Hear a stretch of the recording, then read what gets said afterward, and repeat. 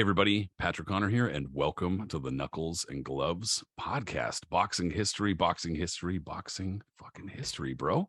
That's what we're here for, man. I'm here with my guy, Aris Pina, CompuBox operator and fellow fight history file. We're taking it back. We're taking it back pretty far, but also back far for us. Our very first boxing history episode, the very first one we did, I want to say it was in 2015, was about the hardest punchers, man, or the greatest punchers, however you want to put it. And that's where we're taking it back. Aris, how are you, bro, man?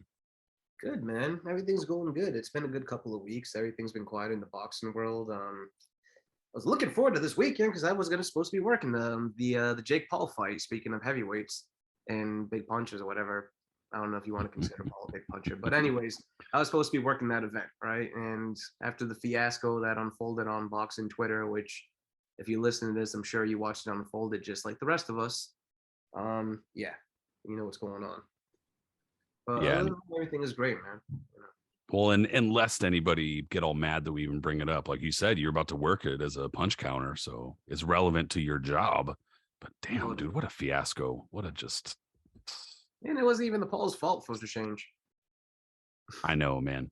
Well, it's just I guess on the only thing I'll say about it is this, I just kind of feel bad for Jake Paul because it's like everybody's been saying for a while now he's got to fight a real fighter, a real boxer, and each time he's tried, boxing ass shit has happened.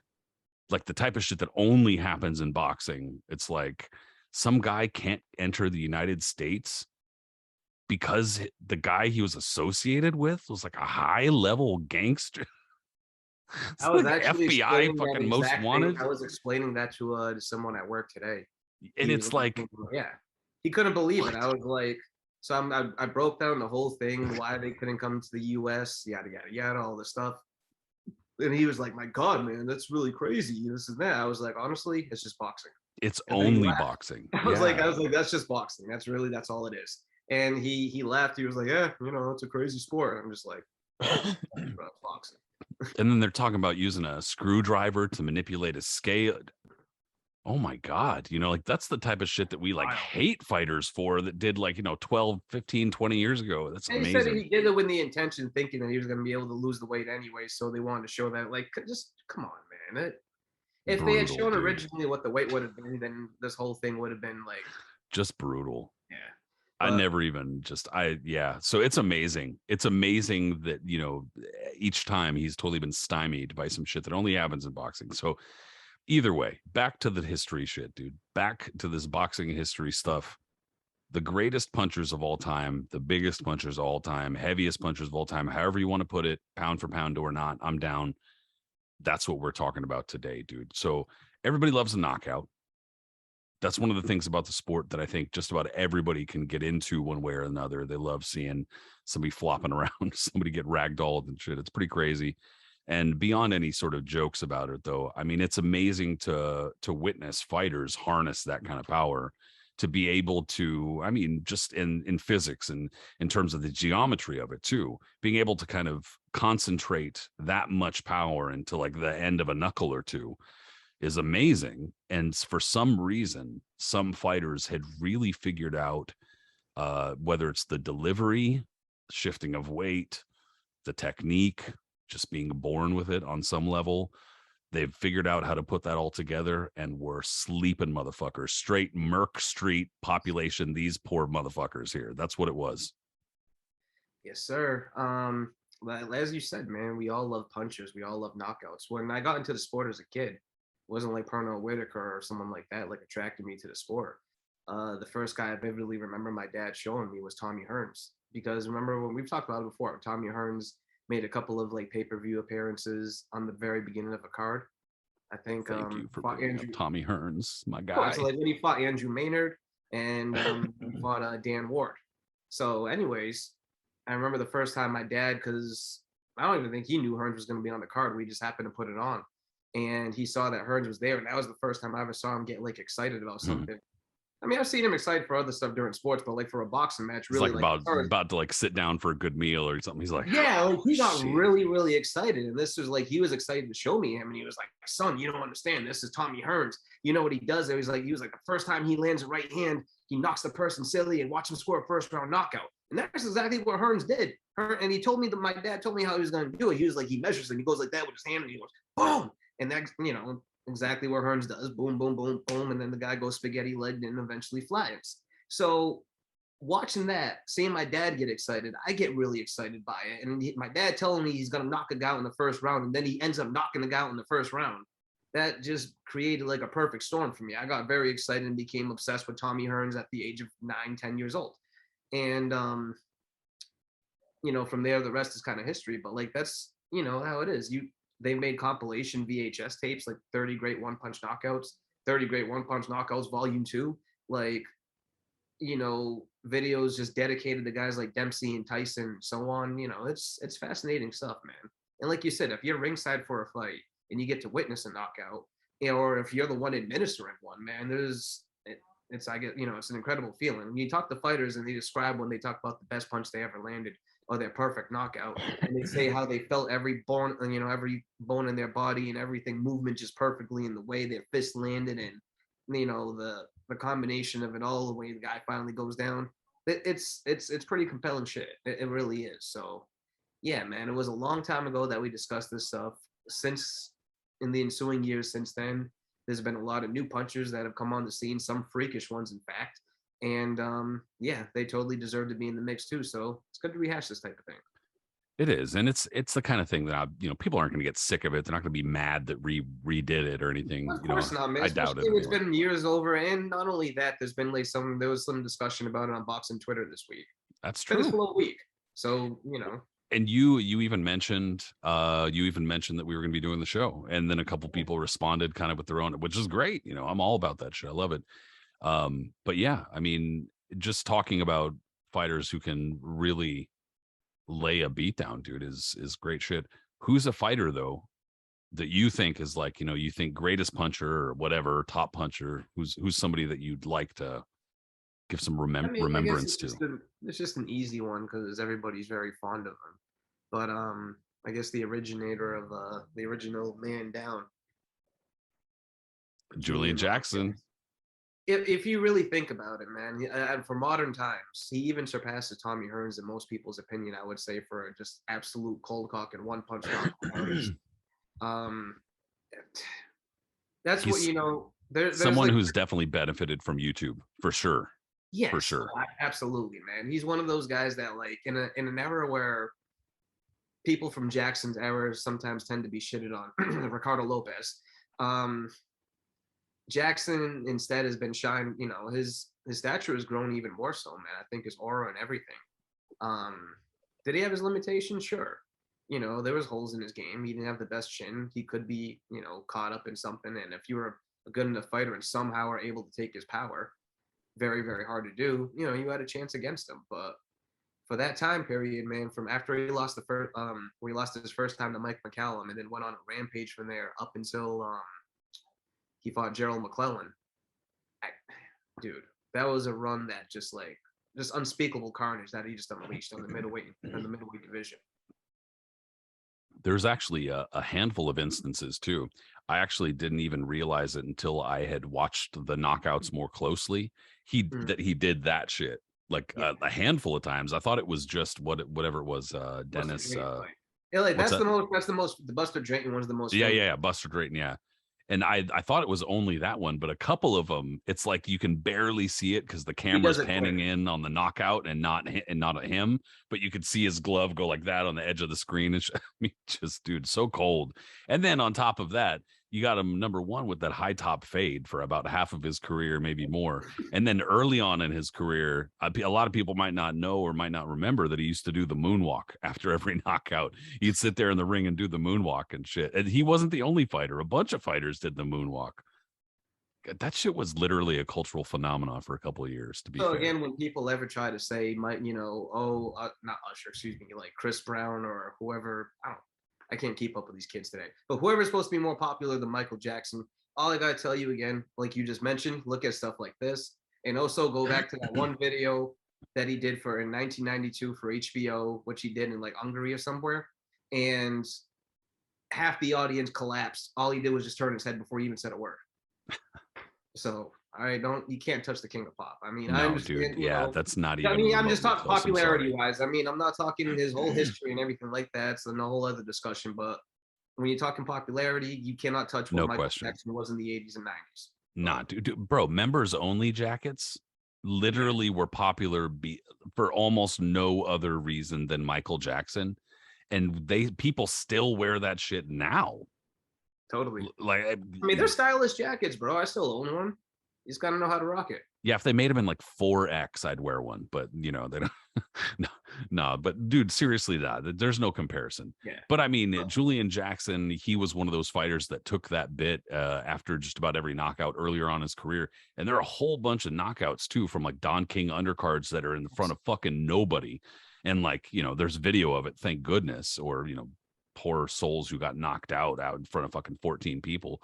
But shit, dude, that's definitely one of the best like knockout compilations that I've made or whatever, because each one is just like bah, bah, just explosion, fucking awful. There's guys that were big punchers, massive punchers, but they weren't like one hitter quitters quite really. Like, they were big punchers, but they were still more just overwhelming combo. Like Julian Jackson, he could just touch you. All he had to do was touch you with a jab and your face would crumble. Like, dude, he was through your guard, either hand. And the way he would throw, man, he just had this way with the torque of his punches and the technique. He had great technique, man. It was just, but every punch was made to maim you. But he wasn't like going wild with it. He'd go out there and try to like take you out, and go like home run swinging every punch. But every punch had its intention to take you out. And if he landed, and most guys went in there, especially after he moved up to middleweight. Because junior middleweight really, really made his bones and, knocking the absolute hell out of winning the title against Enchil Bake. Obliterating poor Terry Norris, who had success in round one, and then had the nerve to think he was going to go out there and try to do more damage before Jackson just iced him and, made him look like a homicide victim on the corner right there. Yeah, poor Bake Inchul Bake, the Korean dude that he won the title from. That guy at the end of that fight had no clue where he was. He just had been like he got hit with a truck, dude.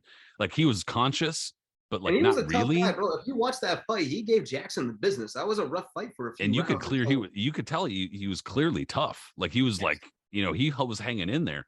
But dude, Jackson was just like it was almost like he got sick of it, and he was like, "All right, I'm like unloading on this guy." He was falling all over the ring like a baby giraffe, dude. Like just got born. Bro, Inchil Bake was a part of the group of like the Korean fighters from the late '80s and early '90s who were just absolute animals in the ring, and couldn't really hurt them. Just dog determination, strong as hell, and usually would just beat the living hell out of you. And Julian Jackson destroys the guy. So now we're sitting here saying, oh, he was a pretty good fighter. But then you go watch that fight and you're like, what? Julian Jackson kicked his ass. Trust me, he's actually pretty good. Like you said, bro, if you watch that fight, the guy clearly has no idea what just happened to him. He's completely shell-shocked. It's like a video game when you get knocked out. I promise you, he was actually a pretty good fighter. It's just that Jackson beat the shit out of him. And then from three rounds or whatever. Buster Drayton. Drayton was a hell of a fighter too. If you look at his record and you'd be like, well, he doesn't look. No, trust me, Buster Drayton was the business. He's on TV a lot too. On TV a lot, fought out who's who of everybody, and he was durable as hell. He wasn't a guy that was really hurt often or very stopped like that. And Jackson starched him. All right, like Drayton wasn't a guy that was knocked out, and Jackson comes over, and it's a beautiful knockout. The way he catches him, and then Drayton just dramatically falls back with his mouthpiece still showing, and that's when Jackson does the whole man down thing. But after that, when he moves up, I would have to say, and most people would probably agree, his most memorable moment and his most memorable knockout was against poor Harold Graham. Oh, man. It's a great call. Like the commentating call is a great call. Oh, it's an all-time great call. Absolutely. Oh. It's incredible. Oh, like it's just no. Oh, no. This is what That's what we were worried about. Yeah. Yeah. Oh, man. I mean, Harold Graham, we were just talking about him the other day for something, but such a funky style, like basically a very similar style as Jackson. Yeah, that from that Ingle gym, similar style to Naseem Hamed, just a very tricky pain in the ass style. And he was a really tough guy to hit, very strange rhythm, etc. And that was one of the things that Julian Jackson was vulnerable to, was somebody who could move on him really well. If you moved on him, like, you could keep him back. Terry Norris, was kind of playing keep away and doing a pretty good job of, pop, pop, pop, step away, pop, pop, pop, step away type stuff. Totally. And Harold Graham had him, and it was like, dang, if this dude can do this all night, and he didn't need to do it all night because Julian Jackson just caught a bad cut. His eye was swelling up, dude. And they were like, we're about to stop this fight. He was getting whooped. It was not competitive. He had that one round. That's it. They were, they're liable, especially with all due respect, my British friends in the UK, an American coming over and the British dude's giving them the business. And, it's a couple rounds in and it's like, they're going to stop this shit next round. Yeah. He just came in and left his glove down. Came in and left his glove down at the exact wrong time. Poor guy. And it's such a dramatic knockout because at that point, Jackson was a little hurt. Graham was going in for the finish. That's the thing about it. Kind of like similar when after, Billy Conn hurt Joe Louis, and then the next round went in for the finish, trying to go after him. And, Louis caught him and finally was able to take him out. I'm not going to say Graham went in there. I mean, he had his hands down a little bit. Like, Jackson went back into the ropes. Clearly, he's a little stressed and dazed, and he's been beat up for a few rounds. Graham has just been toying with him, more or less. But Graham did go in there to try to finish him off. And when he leaned in, that's when Jackson just caught him. It was just a perfect motion, man. When Jackson catches him, it was a right hand, correct? He just hits him it's like an overhand right. Like an overhand right. Graham is coming in with like an uppercut or something, one of those wonky. Yeah, so he's like this, and he's just totally exposed. And Jackson just hits him with a beautiful shot right on the side of the chin, just pow, and he's unconscious before he even hit the mat. He's completely unconscious. Zip, gone. And he laid there and he's sleeping, and it's known as one of the most dramatic knockouts of the 90s, and it happened in 1990. So it's heavy stuff. Yeah, dude, it was a pretty big fight. It's an important fight. Harold Graham can safely say one of the greatest fighters to never win a world title, easily one of the greatest British fighters to never win a world title. And just came, and he was snake bit, dude. He got bad luck. He maybe could have pulled something off against our dude Hatchet, Charles Brewer, but just was that's not. A great fight too. That's not on YouTube. It used to be, but it's not. And I haven't seen that in a long time. I haven't looked for it, so that sucks. What's interesting too is that as a kid, it was mentioned. It was in the newspaper, and it was mentioned in a couple of magazines. That fight was supposed to be televised on the undercard of Briggs Lennox Lewis.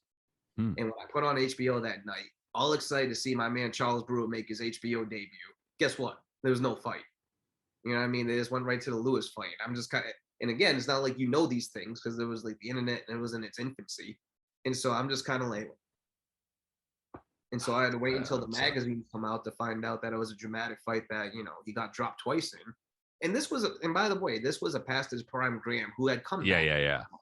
He had retired for a few years, made a comeback, scored a very surprising stoppage of, I believe, a former Olympian, Chris Johnson or something like that. And then from there, had a couple of fights. He whipped up on Vinny Pazienza on Tuesday Night Fights. Do you remember the poster for that one too, by the way? Where Graham is completely naked and he's kind of in it. Pazienza, I think, has severed heads and he's the devil.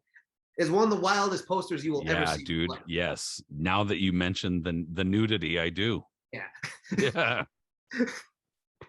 In a world, and we've seen some obscene posters, that still remains the wildest poster I've ever seen in my life. Anyways, Graham scores an easy decision over Pazienza, and then that moved him into the Brewer fight. And like you said, he was snake bitten. He lost that one and then retired. But back to Jackson. Jackson then went on a tear in the middleweight division, man, and that's where he was really featured all the time on Showtime. You would see either as a main event or on the undercard, but either way, he was always flatlining somebody. The only person that ended up going the distance with him, and in retrospect showed Jackson's flaws, was a guy by the name of Thomas Tate. Thomas Tate, a longtime contender at middleweight and super middleweight, brother of former champion Frank Tate, and all-around tough guy. The only guy that was able to starch him was Roy Jones. No shame in that. But Tate was the only person that was able to take Jackson's bombs. He was hurt a number of times, most guys would be. But he was also able to fire back. Jackson got tired because he wasn't used to going the distance like that, or going many rounds. And he had gaps in his game that Tate was able to take advantage of. But Jackson otherwise won a comfortable decision. But it was a tough fight for him. But anyways, other than that little hiccup, he was destroying dudes left and right. But at that point, he finally found another guy who we could probably mention an all-time great punchers and a kindred spirit of that era, Gerald Mcclellan. Yeah, dude, and definitely, excuse me, definitely one of those guys. An incredible puncher, probably more of a heavy-handed, like, you know. And we talked about this, actually. You mentioned this when we talked about doing the show and kind of categorizing different types of punchers. Is Julian Jackson obviously had heavy hands, but a lot of, and that's kind of what I brought up earlier too, a lot of it was his technique. He had really good technique on his punches. Kind of whipped his shots. So there was a lot of speed going on there too, and that was part of his delivery and how effective he was. But Gerald Mcclellan was a little bit more like, it wasn't that he was slow, because he wasn't slow, but he was more of like a just pure heavy-handed puncher, like he was a brute. He was a bully. Yeah, a thumping puncher, Yep. like to beat you down type of puncher. Could catch you with one shot, but he was more liable to like beat you down. And vicious body puncher too. Oh man. yeah, who was that? Jay Bell? Was that Yeah. Jay Bell that he got with the quick body punch knockout, I think? Yep. Right early on. Yeah, dude, it was like, seconds in or something like that. One of the fastest knockouts in the middleweight division or whatever. But just, definitely a bruising puncher, no question. But if you read up on, of course, just about anything behind the scenes with Gerald, and that's not to talk badly about his state now, of course, at all. That's not my intention, but just talking about the history behind everything going on. It's kind of an icky guy.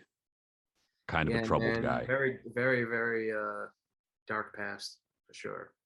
And there's a documentary out there on the whole Nigel Benn fight where he gets injured and everything that went on, and they go pretty in depth talking about his past and what went on and his whole thing with what he did with dog fighting and all this other stuff. It's not good stuff, not at all. Yeah, being a veterinary technician for 10 years or more, that obviously sits kind of pretty funky with me.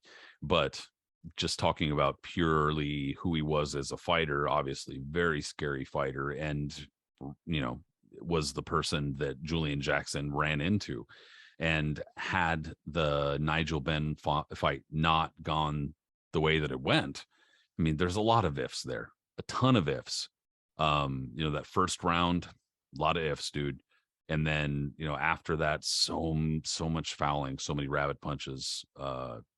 It's just a bad fight, man. Yeah, dude. It's crazy to think, because I watched that with my dad, and I fell asleep early on. Like, I watched the first round, and I think I fell asleep after like the third or fourth round or something. Then I don't know, I must have went to bed or whatever. But like that next morning, I asked him what happened, and he was like, he told me what happened, and I was like, wait, really? And then he explained the whole thing that went down. I was like, holy shit, thinking to myself. And it's like, yeah, it's a crazy scenario, man. Especially if you watch it now, it's still a dramatic fight. It's a great fight. It is. And all things considered, that's something it's hard to watch. Just kind of like Mancini is a very good fight. Yeah, I was just gonna say that's that second or third hand like tragedy, and not to downplay the deaths or injuries, of course, but many of these fights where those things happen truly were great fights. And they were. It was a very dramatic fight, and the crowd made it dramatic and everything. But the way it ends, the way you see Mcclellan just blinking, and the way he goes down, and the way things unfold, and Ferdy Pacheco, who's supposed to be a doctor of all things, obviously, so you would think he would have some sympathy or know what the hell is going on. Instead, he keeps on yelling, McClellan quit! McClellan quit! I can't believe it. He just quit. He won't get up. No, he quit. Blah, blah, blah, blah. Like, bro, clearly something's going on with him. You see his eye blinking incessantly. He doesn't know what's going on. Like, people are hovering around him, and you can't yabber on with Chez about how he quit.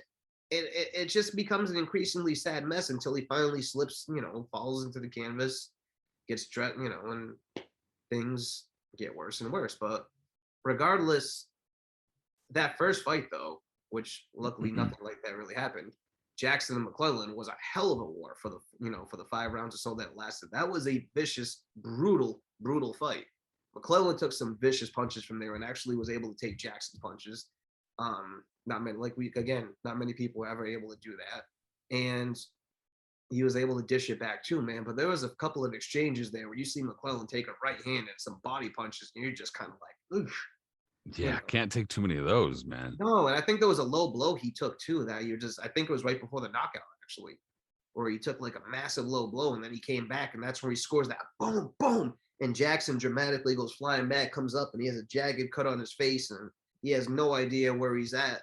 And then McClellan finishes him off, and it's just like, oh man, yeah, G-Man was a massive puncher, dude. Massive puncher. And good.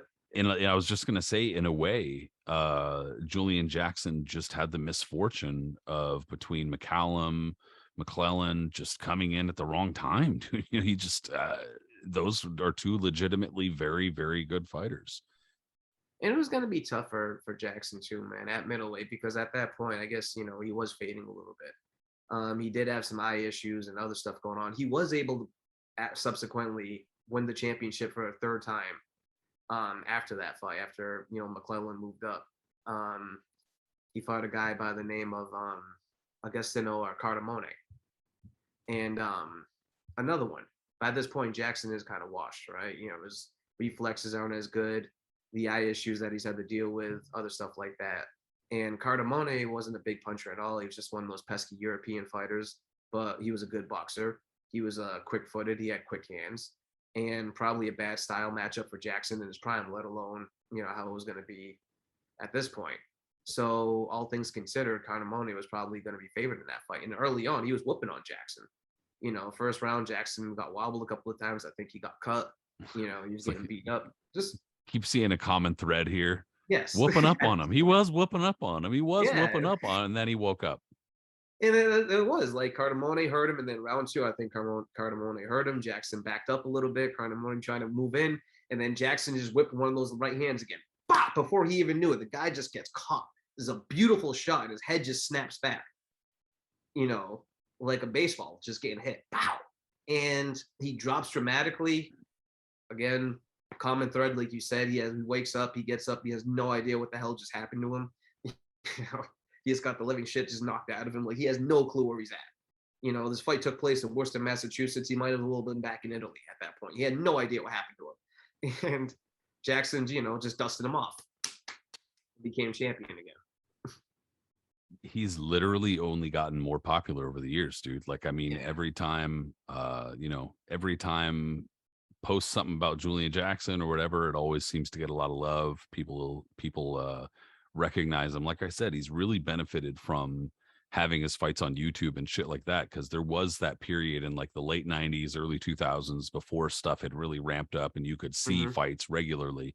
You didn't see his name mentioned all that much on like message boards or whatever. And that's not to say that nobody knew about him or remembered him. It's just that you couldn't like so readily or easily see like these, you couldn't see these clips of him just straight dusting motherfuckers, like just left and right all over the top. Now they're everywhere. You could just go look for yourself. So yeah, he's gotten a lot of mileage off of just absolutely sleeping dudes forever, and that's great. That's basically his aura is what got him into the Hall of Fame. And just having that reputation of just being an absolute monster puncher and stuff like that. The standards for the Hall of Fame and how to get in now have definitely like lightened up over the years, I would think. But Jackson would probably be better of inclusion than I would say other guys who have gotten it. So yeah, I have no problem with it. For sure. The bar has been lowered to a point where unfortunately that is a legitimate response where we're like, well, based on who's already in, what do you want me to say? It's and Jackson didn't have a great ending to his career either. After he beat Cardamone, his first defense was against Quincy Taylor on an off televised card for one of those Don King pay-per-views. So what I mean by that is that Don King would show that entire would show the Tyson pay-per-view or whoever would probably a Tyson pay-per-view. This is around 1996, 97. So they would show the pay-per-view, and then afterwards, after the whole show would be ended, they'd be like, oh, by the way, Quincy Taylor fought Julian Jackson for the WBC Middleweight Championship before the show went on the air. Here, we're going to show it to you now. Yeah. They did that one. I remember another time they had William Joppy against Rodney Jones, which was a god-awful fight. Keith Holmes, I think, against someone else. Like, this was the type of shit they would do. That would be the one fight that they would show. But this one happened to be Quincy Taylor against Julian Jackson. And Quincy Taylor, who was probably best known at that point, being Sugar Ray Leonard's sparring partner and the one that knocked the hell out of Leonard in sparring, I guess, before he fought Hagler. But he did the same thing to Julian Jackson. So Jackson retired for a bit, came back, had a couple of fights, and then he fought on Verno Phillips, who we've discussed before, a good fighter, but a person who would have got absolutely dusted by Jackson in his prime. And he knocked out Julian Jackson. And then after that, Julian Jackson finished his career against Anthony Baby Jones, and best known for, a lightweight who got absolutely knocked out by Edwin Rosario, who I'm sure we'll bring up later on, and beat up by Pernell Whitaker, a former lightweight. All right, this is a lightweight that moved up, that retired for a bit, then came back, fought at junior middleweight and middleweight because he gained a lot of weight and somehow knocked out Julian Jackson. So. Yeah, due to his legs were done by that point. He was pretty washed, and that was about it. You know, and I mean, as far as the Hall of Fame debate goes, I don't really have as big a problem with somebody like him getting in as I do with somebody who's, I mean, there's a whole host of fighters in the Hall of Fame who, excuse me, defeated one great fighter and did it when they were definitely not even anywhere close to their prime. And that was their one thing and still got in. And it's kind of like, I don't know, I mean, I'm not going to argue it too hard. And I definitely got my entertainment out of Julian Jackson. That's for sure. Absolutely, man. He's one of my all-time favorites. He's just very likable guy, produced great memories, and just absolute monster. So dialing the clock back a couple of years here. We're going to go back to the 1800s, and mostly because I brought him up the first time that we talked about the greatest punchers of all time. And definitely a very historic example, no question. And we don't have to spend a ton of time talking about him. However, I do, stuff like this is fun. And there are a couple of fights on his ledger that are super fun to talk about. That's Joe Koyenski. So, I mean, definitely a legendary kind of fighter. Obviously, we're pretty short on video and pretty short on stuff like that for his examples of knowing exactly what to look at. Actually, are there any fights of his that are known to be filmed? Not to my knowledge. Nah, I mean, like, and if they are, they got to be like, clips or something like that at best. But I couldn't tell you that I've looked. I do know what he looks like because I've seen tons of photos of him over the years, tons of the ring or whatever. But probably the most legendary thing that Joe Koyenski ever did, of course, was knock out Jack Johnson. And as the story goes, down in Galveston, Joe Koyenski knocks out Jack Johnson, a very young in his career Jack Johnson. They both get arrested not very quickly after the fight because in various jurisdictions, there's questions about whether or not boxing itself is legal. But then on top of that, in other jurisdictions, a white person fighting a black person professionally, for money might not be legal, etc. And so they are both arrested and thrown into jail. And as the popular kind of urban legend goes, Joe Koyenski totally showed Jack Johnson how to box while they're in jail and shit like that. I don't know how you could it all ascertain that, but whatever. People like to attribute the cool things that black people did back onto white people if they can. So I kind of figure that that's pretty much just what it is. But nonetheless, Joe Koyenski did indeed knock out a younger Jack Johnson. And there is a very cool photo of them both in this jail cell with like the jailers and shit on either side of them with rifles and shit like that. That was like a doctored photo, or that was like a posed photo or something. I think it is a posed photo, but it's not like it's a real photo. But like you also kind of have to consider how photos were taken in those days. You didn't just have a like, all right, geez, you had to have a whole fucking setup. There's that thing that you hold and then the curtain and the hold on right there, wrap this shit around this thing. So, I mean, of course they had to pose for it and whatnot. And they knew what was what. And a lot of it was for publicity. But because Koyenski by that time was already famous, it's not like nobody knew who he was. So in any case, that's probably the most, the craziest thing or the most well-known thing as far as the boxing legends in history goes with Joe Koyenski.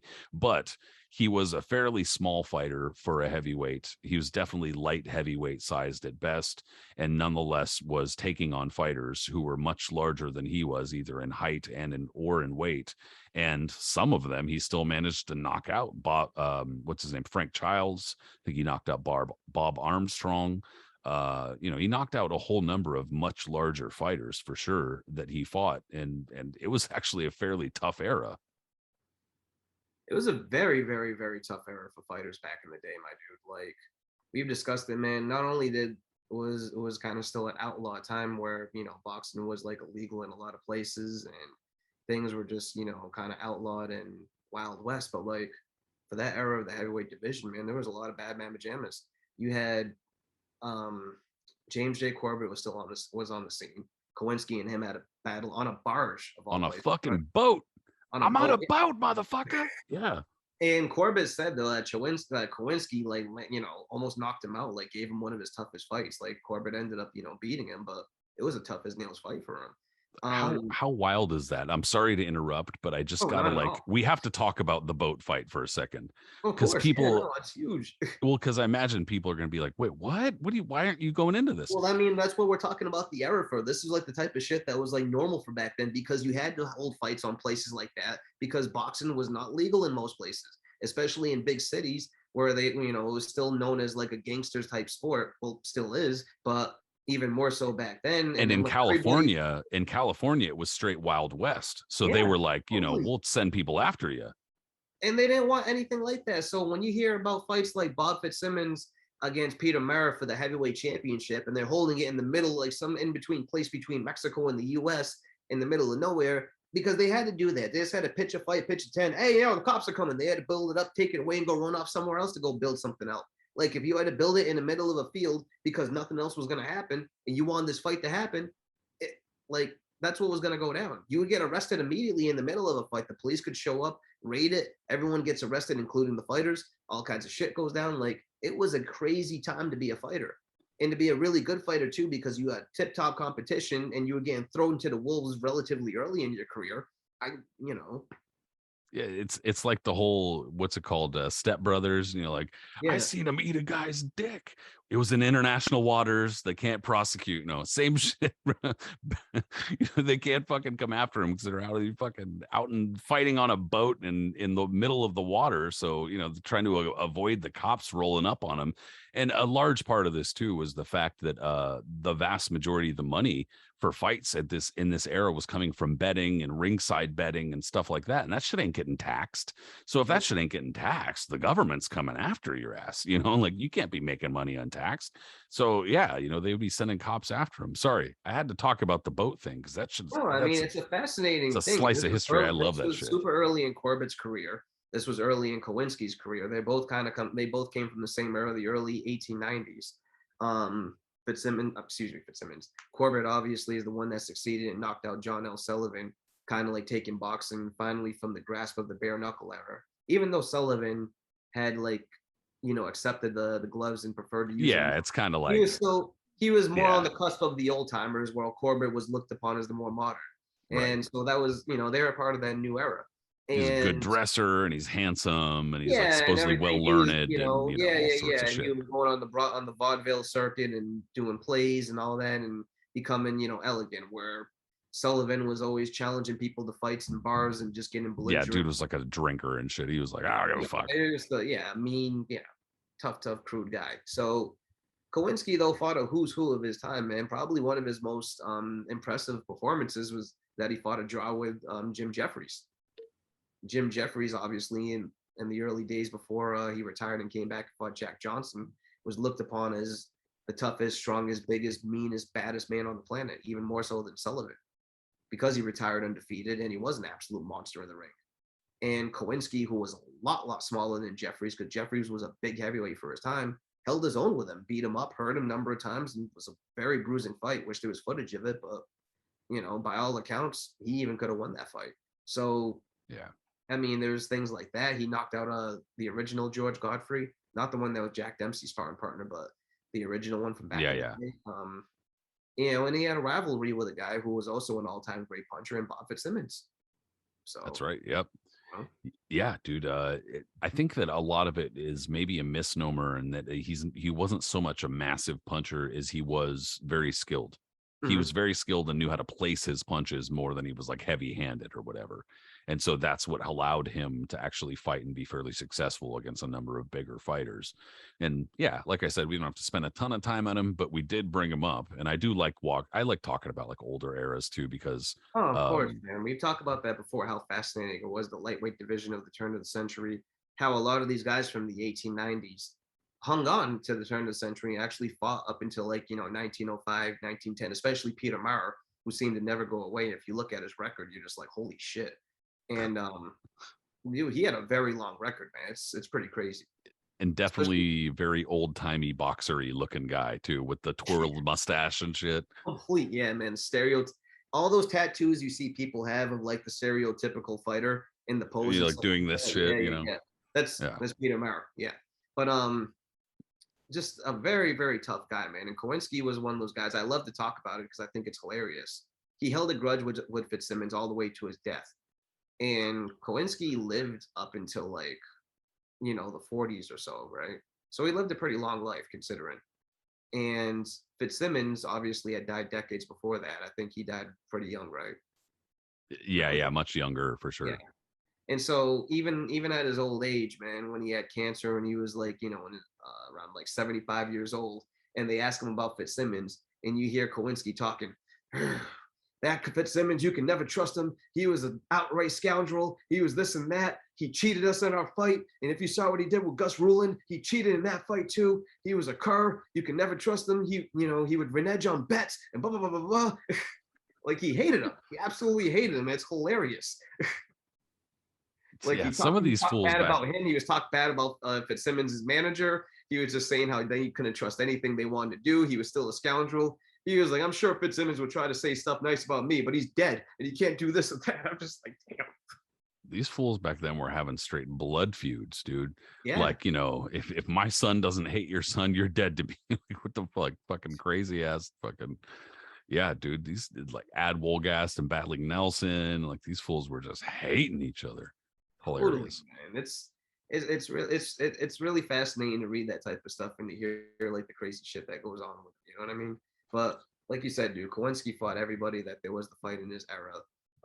Remains a legend. There's tons of photos out there of him, like you said, man. I remember one. Do you remember the old website, not JO Sports Inc., but Antiquities of the Prize Ring? Oh yeah, of course. Way back, right? He used to sell a Koenske portrait, like a giant one that was framed, but it was the coolest looking thing because he was in a full-on suit and looking all regal and shit. He was sitting in a chair, but it was like something that clearly had been sitting in someone's house for decades. I think I have that. Probably, right? Like, I mean, not like that, like huge or whatever, yeah, but yeah, I think I have that photo. Yeah, I think I do. I think it's that one. Yeah, he's got like a hat on and it's all tilted forward and he's all looking fucking, totally. Like a pimp and shit. Yeah, I got that photo. But yeah, man, he not only that, he lived a pretty long and colorful life. So interesting. Yeah, it's a good call. For sure. And like I said, it was a part of it. It was at least that we had brought him up on that very first show. So I wanted to talk about him again because there was some good shit to talk about. But like I said, Many Other Punchers was another one. We're gonna go all the way back, many divisions below, my friend. And talk about, actually two guys for that matter, not just one, but two, who ended up, they competed in the same division of the 70s. And at that point when they ended up fighting each other, I think only one person had gone the distance, and Jesus Christ, almost like 80 something, 90 fights. Talk about the Z Boys. Oh yeah, I was gonna say, okay, this gonna be only like one of like maybe two fights or something. Oh yeah, obviously, yeah. And they're right around the same time. So Carlos Sarate and Alfonso Zamora. If you want to talk about all-time great punchers, they have to be in the mix. Absolutely, dude. There's another case of like, I'm so grateful that we are able to see so many of these fighters on YouTube now, dude, just because especially their obscure fights too. It's not just like their main ones. A lot of other made big fights that you would only read about, just in either clips or box rec, whatever it is. Now they're starting to pop up on YouTube randomly, even if it's not the full fight, just like clips of them starting to pop up. Absolutely, dude. Yeah, I mean, it's so cool being able to actually like, because some of the, even like Zarate and like Zamora, like these guys were guys where I'm not gonna lie and be like, oh, my dad used to tell me about these guys or something like that. But when I was kind of young in my fandom or whatever, I remember when I was learning from the older fans, like people Mm-hmm. who were older than me, and they were saying, yeah, this is who you should check out. You should find tapes of this person. You should look up this guy. These were the kinds of fighters that I would often hear about, like Carlos Zarate, like Lupe Pintor, like these guys who were talked about a lot and were super popular or famous back then. But then, we just didn't have the advent of being able to replay videos the way we do now. And so I'm so grateful that we're able to see like these kinds of fighters like Cañas, and like, man, Alfonso Zamora is a guy who probably even now slides under the radar as far as punchers and as far as action fighters and stuff like that, because his name just, it doesn't carry nearly as well. But dude, these guys were brutal fighters. Zamora flamed out pretty quickly. That's the That's true. thing. He did. Yeah, he didn't have the Um, longevity. That's true. he really didn't. And it was a style too. Zamora's style was a little bit different from Zarate. Zarate's style wasn't just walking in there, knock you out, slugging type guy. He was pretty methodical in his approach. Kept his guard high, placed his punches very well, but everything was just placed well. And he was a tall, lanky guy, kind of built like Arguello, and just sharp, just really, really sharp. He just chopped you up. He just beat you up. He stopped you, and you couldn't really outbox him because he was tall and he was lanky and everything was well placed, and it wasn't like one punch knockout power, but like everything would hurt. You know what I mean? You can tell these guys were just visibly beat up and they just couldn't do anything with him. And he just had this superiority about him. And by the time, he would end up knocking these guys out, some of them who had no business in the ring with him, like there was a South African fighter, I forgot who it was, that had absolutely no business being in the ring with him. And Zarate just like stopped him in like 2 rounds or whatever it was. You know what I'm talking about? John Mensa. Mensa. Yeah, John. Yeah. John Mensa. Yeah, Mensa Coppola Longo. That's what I was thinking. And he comes in with a BS record. You walk in, you can see he has no idea how to fight. And Zarate treated him like a child and just kind of stomped him and took him out really quickly. But that's for example for that. But if there was like a really good fighter too, like a person, like Albert Davia, who ended up becoming champion soon after that, a few years after that, Zarate would take his time with him, but still would just absolutely beat him up. And just, by the time the fight would be over, the guy would just look utterly defeated, dominated, sliced up, hurt, beat up, cooked. Went through a grinder or some shit. A grinder, yeah, man. He just, his uppercuts were beautiful. His jab was great. His right hand, everything just came one after the other. His body shots were just draining. Everything was perfect with him. And Zamora was just a whirling dervish. You know what I mean? Came in, left hook, ablazing, like the typical style that people were like, oh, Mexican style. Well, Zamora, I guess, would be that type of thing that people are describing, because he was a whirling dervish in the ring, man. He was a beast. And most guys he was able to overwhelm because he had amazing power in his hook. Sure, he had great power in his right hand, and he had tools and stuff like that. He was a fast puncher, and he was just really good at what he did. But his left hook is, as most Mexican fighters, was his bread and butter. And it left a lot of damage in his wake up into the Zarate fight, like a lot of damage. Everyone that he fought, he just kind of laid to waste easy. 78 excuse me, 78 wins between them, and 74 knockouts. Yeah, that's insane. Amazing, dude. It's seriously amazing. And even going forward, Zarate by the end of his career fought 70 times, 70, and had only gone to a decision. He had only seen a decision 5 times. So he had only gone to the end of a fight and listened to an announcer announce the decision 5 times in 70 fights, dude. That's crazy. And I mean, I've mentioned this before as far as the punchers go. And I also just posted a video yesterday about like the top 5 knockout record or whatever, just I had a little bit of fun or whatever. And I mean, you look through these guys' records, you look through Billy Bird's record, you look through Joe Buck's record, or I'm sorry, Buck Smith. am I talking about? But you go through Buck Smith's record, and it's like, dude, it's like can after bum after can. With all due respect, of Midwest, course. baby. But I mean, you cannot build up this many knockouts, knocking out nothing but the best. It's just you can't do it. However, and like I said, this is what I've said before, and I'll stand by it. I still feel it, and I'll think it's absolutely 100% the truth. And this also figures into when I talk about always when I address managers and advisors and shit like that, and I'm saying if you ever have a young unbeaten fighter and there's a chance to have them face a South American puncher with a high knockout ratio, don't do it. Just don't do it ever. Just don't. But the same kind of thing is like, yeah, they might have knocked out like 40 fucking cans, but that's still 40 human beings. And that's what I'm saying is like, these guys might have knocked out 129 total bozos, but that's still 129 bozos. You could obviously somebody's punching if you fucking score that many knockouts. So, you look at like Zarate's record, and yeah, dude, there's obviously a bunch of fighters on there. They didn't belong in the ring with him. But, like I said, you go through a number of fighters who have a lot of volume, and that is always the case. Dude, and at that point, man, by the late 70s, Zarate, first off, let's talk about the fight with the Z Boys first, right? Because when you think about it, when that fight took place, that honestly in 1977, that fight was huge back then. That was already really, really, that was one of the first, I would say, we've talked about from the 70s up until today, that was one of the first like little guy fights that like the general boxing population, everybody was really, really excited about. I mean, especially obviously on the West Coast, it was huge. Yeah. But massive the boxing forum world fight. in general was definitely interested in going on with that because, like you said, man, the record between those two, the fact that they shared the same division, both of them from Mexico, both of them had a rivalry going on already between their trainers and everything else that went on with them. There was a whole backstory to this thing. And the fact that there was just a guaranteed knockout in this fight. Both of them just had incredible records. Everyone had just laid everyone else to waste. Now they were going to fight head to head. And what looked to be a unification fight obviously couldn't be that because the WBC and WBA were already assholes back then too and weren't going to play nice with each other.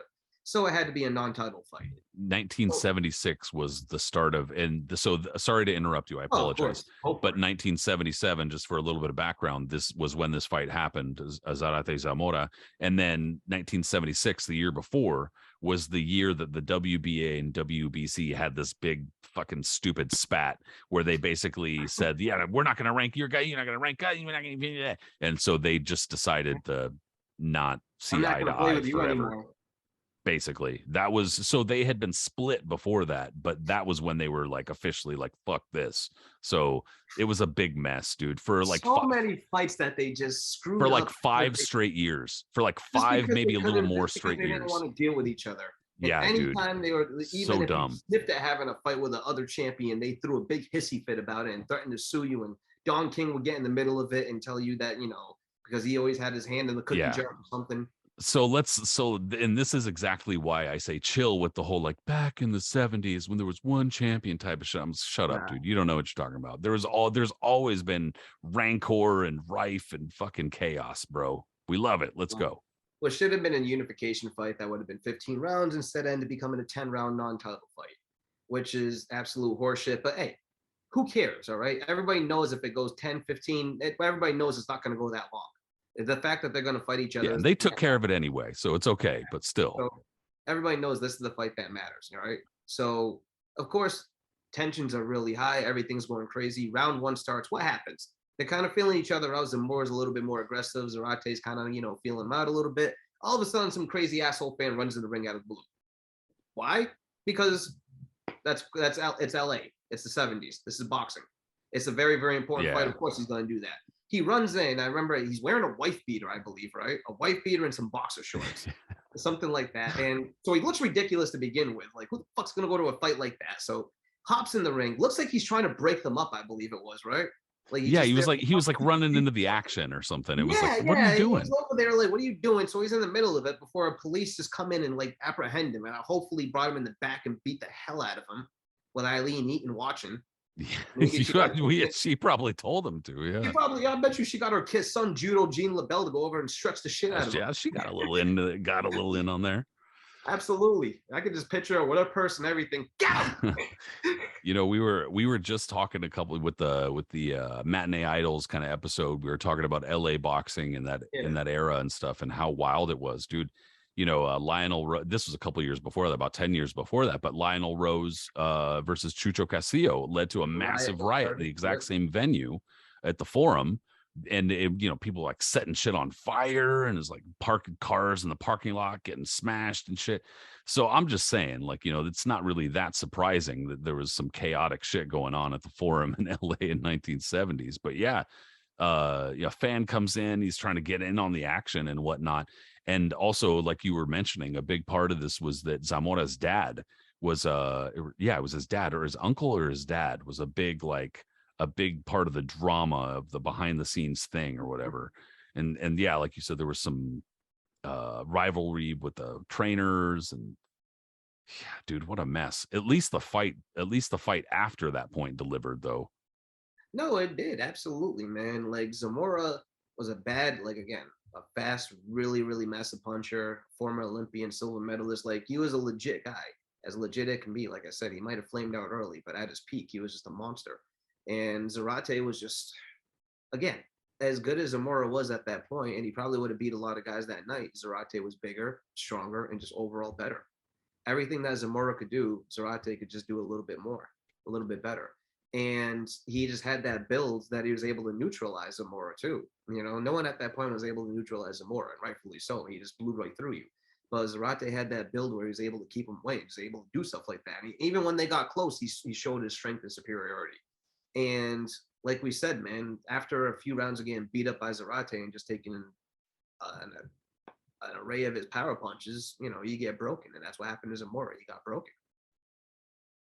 Yeah, he Zarate wound up stunning him and kind of like rocking him a handful of times in the fight. And Zamora was dangerous, though. That's the thing, is that, like, you stun him or push him back. He was that, I'm not comparing him to Julian Jackson, but the kind of guy where, like, if you pushed him back, you need to be careful. He could whip something out at you.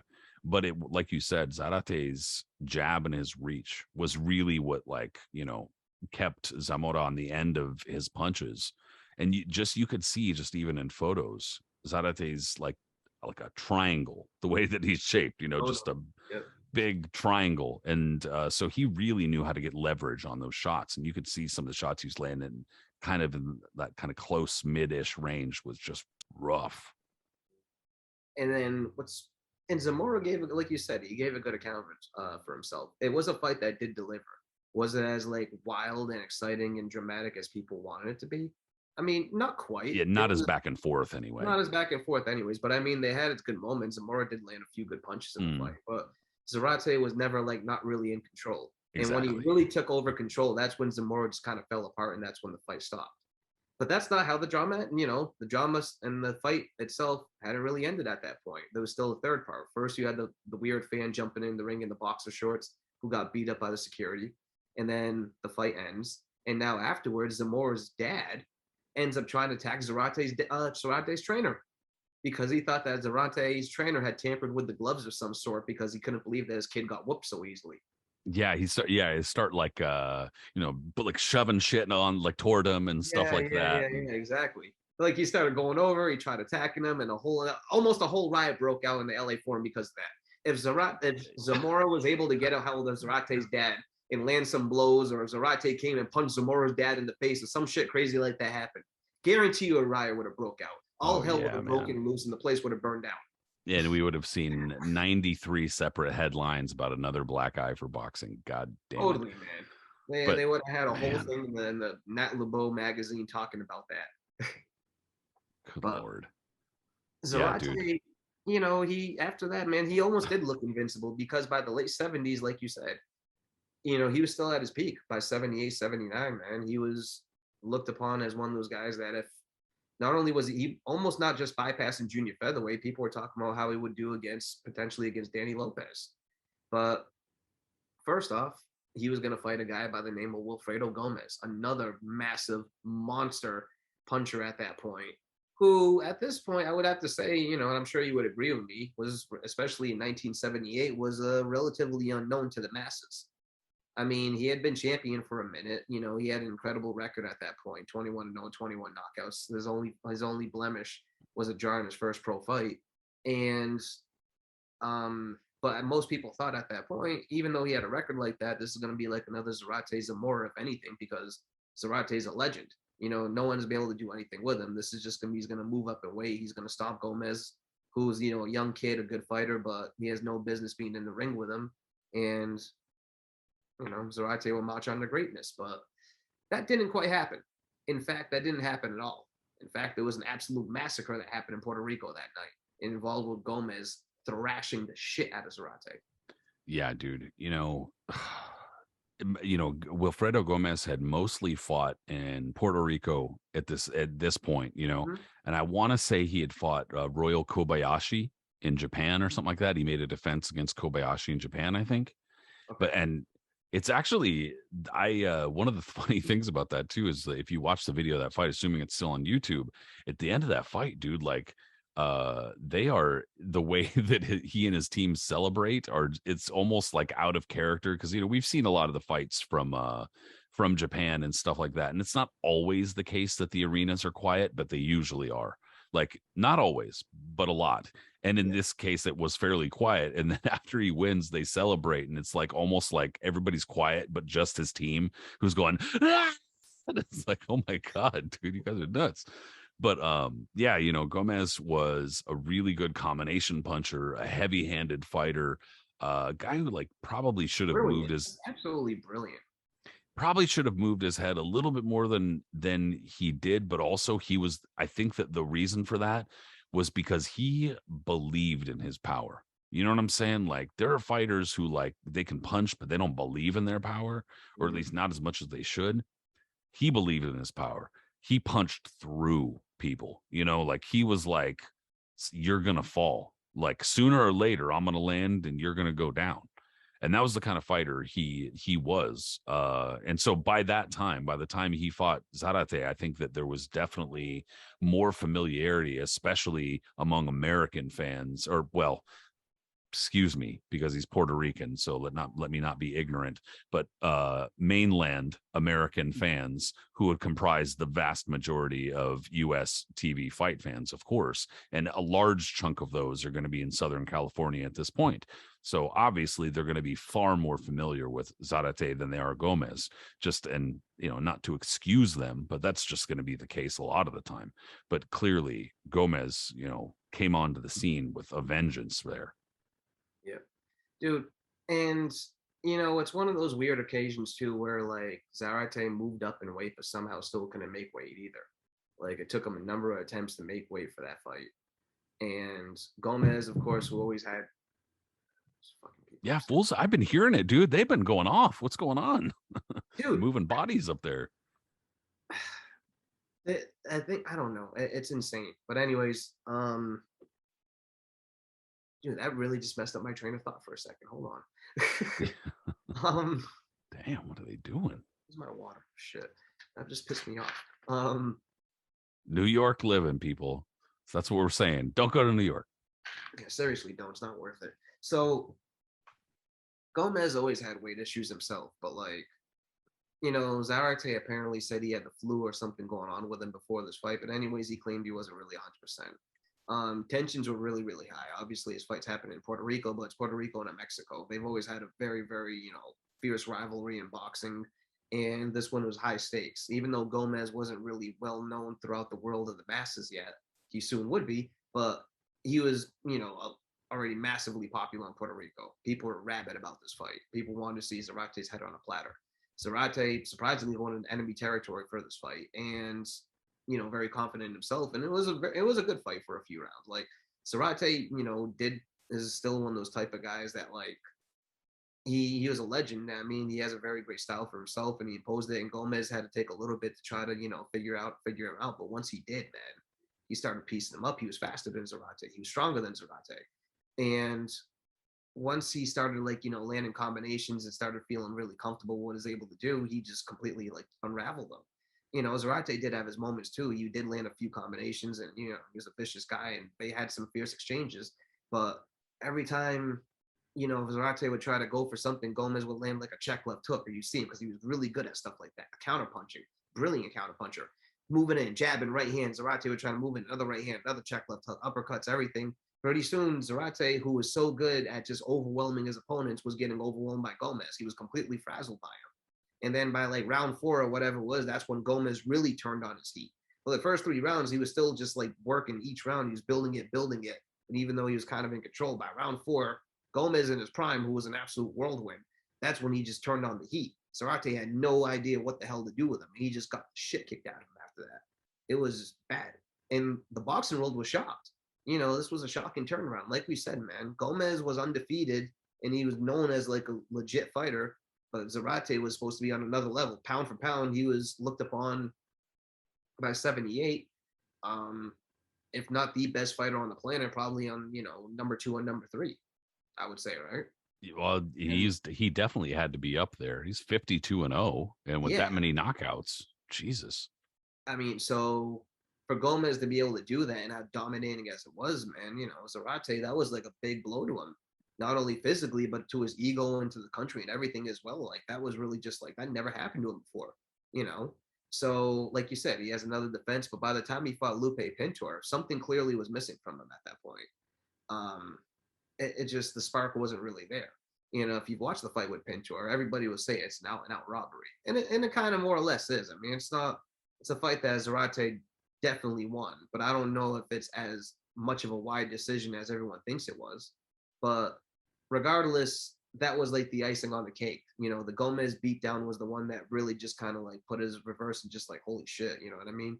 And then losing the fight to Pintor was really just like a whew, because that was such a fight that he felt he controlled everybody else and was just like he won that. Yeah, that shit broke him. It really, really broke him.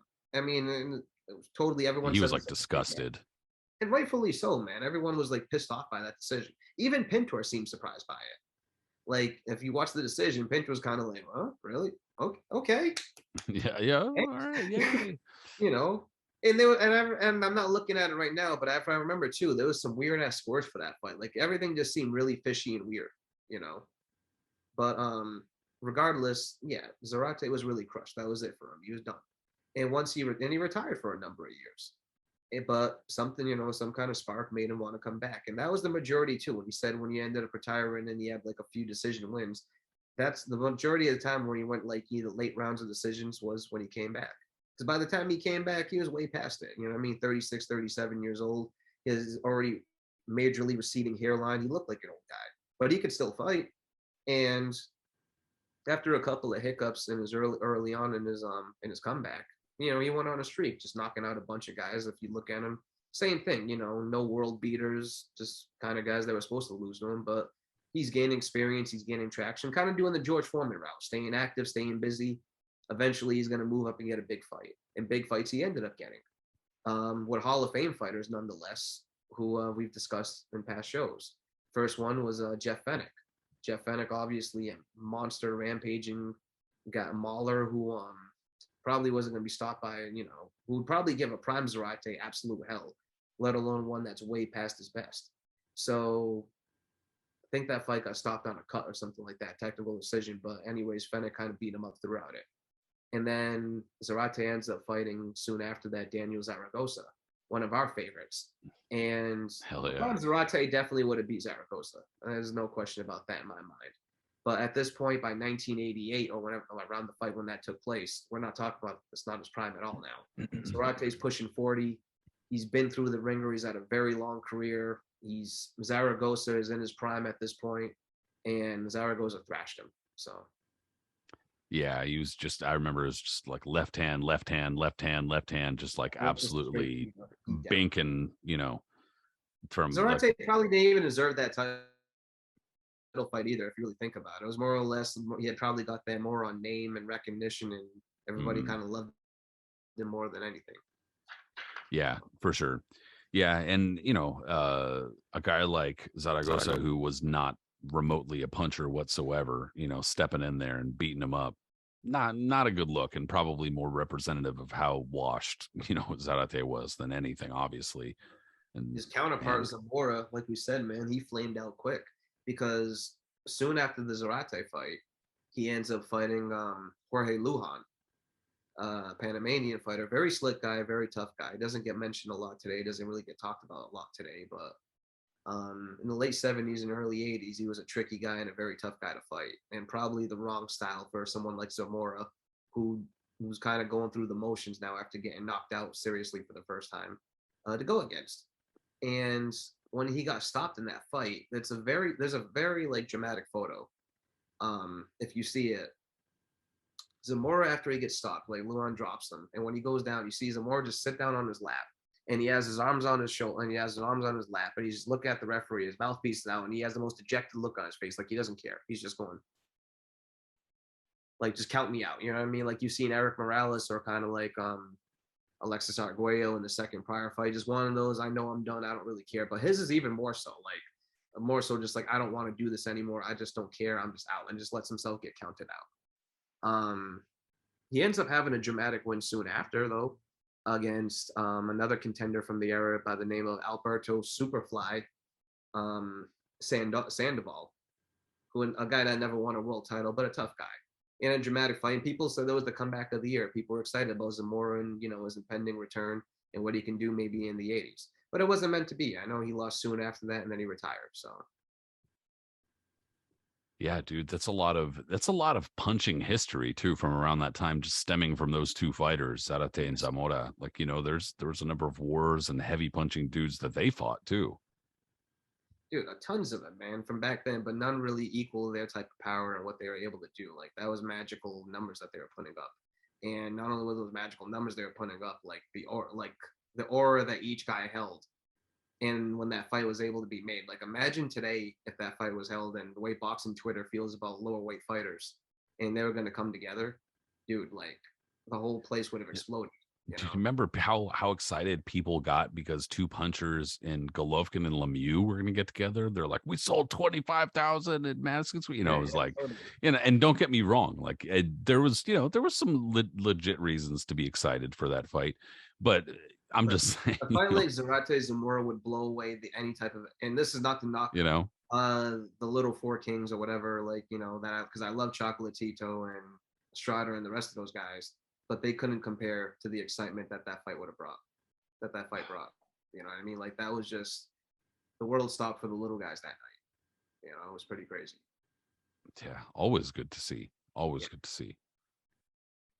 So going back up with one big guy, because I mean there are a couple that we probably just need to talk about, even if it's somewhat briefly, because everybody knows their story for the most part by now. But Joe Louis, easily one of the greatest punchers, both in terms one of the greatest puncher of all time. Yeah, if not the greatest, and I ain't gonna argue with you, and I'd be totally fine with that. I'd probably call him the greatest too myself, either in terms of heavy-handedness or in terms of knocking motherfuckers out, technique, et cetera, et cetera. Yes. Extraordinary combination puncher, especially for a heavyweight. Obviously not a big heavyweight, but in those days 6'3", 6'2", pretty good size in terms of height, 210, 215, not a small guy, and obviously on top of that he was big enough to be able to handle a number of fighters who were pretty big, clearly not super skilled, but still pretty big. He was able to handle them in terms of their size. That should answer the question. People like, oh, Tyson Fury would be too big for Joe Louis, bro. Did you see the size of Primo Carnera? Did you see the size of Buddy Bear? See the size of Abe Simon? Well, and the problem with a Joe Louis, dude, is that like he's the kind of fighter where you can look at these other guys. You could look at a Tyson Fury and say, anybody, it doesn't have to be Steve Cunningham. You could say Steve Cunningham knocked him down. I think it was like an overhand right or something like that. He knocked him down right in front of me. Or you could say so and so hit him, or Deontay Wilder hurt him real bad, etc. And it's like it doesn't really matter who it is. The point is, if somebody's touching him up, if you allow Joe Louis that opportunity, you're probably going to be knocked out. And if you're not knocked out, then you're going to be hurting real bad. You couldn't, more than likely you're going to be knocked out. there weren't a whole lot of fighters who were either able to take him the distance or were able to like somehow like really trouble him. I mean, it's not, he was, you could outbox him, you could hurt him. He got hurt in a whole bunch of fights actually, Mhm. but it was still just like, you had to take him out. If you didn't take him out and there was an opening, it's trouble, dude. And Bad, more than bad, bad likely, trouble. no, you weren't going to take him out. As like you said, Lewis didn't have the greatest chin. He could be hurt, but he had really good recuperative powers. And like if he suffered a flash knockdown or if he got rocked a little bit, generally he caught his wits about him within moments. Like you said, you had to beat him up, and the only one that was able to do that was Max Schmeling, and Schmeling had to take a ton of punishment himself. People forget that it wasn't just Schmeling walking in there and bludgeoning him. Yeah, you caught him with right hand after right hand, but yeah, he Yeah, had to that was a later stoppage. That wasn't like in 2 or 3 rounds or something. It was So a I mean, later stoppage, and Schmeling had to take a ton of jabs to the face and to damn that too. The type of punishment most fighters wouldn't be able to handle against Joe Louis. So yeah, dude, like Louis was just the thing that was so great about him is that we talked about his trainer, Jack Blackburn. Jack Blackburn, one of the great turn of the century lightweights who ended up welterweights, middleweights, fought everybody. And excuse me, Blackburn just taught Louis like he's one of those guys. He was a great trainer. And he really taught Lewis the basics. Like he really broke it down about technique, something that's sorely lacking in a lot of trainers today and everything. Certain guys do, teach it, but a lot of them don't really teach it the way a person like. If Blackburn was around today, his head would probably explode because he was already a very temperamental person to begin with. So if he saw the way gyms were run and how people were going, I can't imagine how he would react. It probably can you imagine him reacting to the bubbles? Oh no, very violently. In fact, I'm sure if he had a weapon around, he would probably try to use it on everyone in sight. Oh, Jesus. Yeah, he was, angry, bitter, alcoholic, went to jail for manslaughter, among other things, but he knew boxing and he knew boxing better than anybody really when it came down to it. So yeah, he was a perfect fit for Lewis, even with all his faults. And he just, like I said, the techniques about it, man. He taught Lewis perfect balance. Balance is such a key in the sport. And he taught him not only the balance, like the torque of how to move your body with every punch. Every punch means something. How to throw it, how to always stay on balance for the next punch. Everything was always on point. And yeah, that made Lewis a little bit slow and made sure that Lewis always had to have his feet set before he really threw. But when he did, like you said, bro, everything was just pinpoint and perfect. There wasn't one, like, if you looked in a dictionary of how to, look up perfect technique in a fighter, that was really Joe Louis. Everything was just well. The way he moved forward, the way he shuffled, the way he did that, the way he cut off the ring, the way he set things up with the jab, the way he like just cuts you down, the pressure that he would put on you, the way the angles that he would move, everything had a purpose for itself, and he would just break you down and just brutalize you. And before you knew it, like you said, if you won a number of rounds, you just got the living hell beat out of you, bones busted, face all beat up, and then you finally got knocked out. Look at James Braddock. Braddock, Yeah, the that knockout, dude, is like he doesn't even get knocked out. He just goes, falls in heat. "Mama." Oh. He He just goes to the canvas like, "No, no more, please." And Braddock at that stage in his career, everyone, Cinderella man, yada, yada, yada. But he was really doing, after he won the title, man, he was on cloud nine. He was fighting, doing his best work. And if you watch that fight too, especially in the early rounds, Braddock would have gave a lot of guy the business that night because he dropped Lewis early on and was doing really well early. But once Lewis started, piecing him in and started dialing in, it became a really bad one-sided bludgeoning. Braddock as tough as they come, so he was able to handle it. But once he got knocked out, like you said, man, he fell in sections. And just curled up and lay there. Oh. And if you look at the photos of him afterwards, man, it looked like he got hit with a bat. His face is just kind of bloody and beaten. Just, dude, it's bad. That's the type of stuff Joe Louis was able to do to you. And yeah, man, there's no better. It's just the overall everything. Like, was Joe Louis the greatest puncher in terms of like, I'm sure there's guys that hit even harder than he is, but that's not the case. We're just talking the overall body of work, the way he set everything up, everything like, the way he set up punches, the way he took care of business, how he did it. There's no one better than Louis. Like, he's the quintessential puncher for me. I can't remember what fight it is. I remember I thought that I had figured it out a while back, but I just don't remember which one it was or which one I thought I had pinpointed. But there's been that urban legend for decades now that in one of the fights where Joe Louis scores a first round knockout, right before the fight, Chappie, Blackburn saying that he doesn't feel real good. he's been sick for a bit and he doesn't want to keep climbing the stairs. And Yeah. Joe Louis said, well, then you're going to be only climbing the stairs once tonight.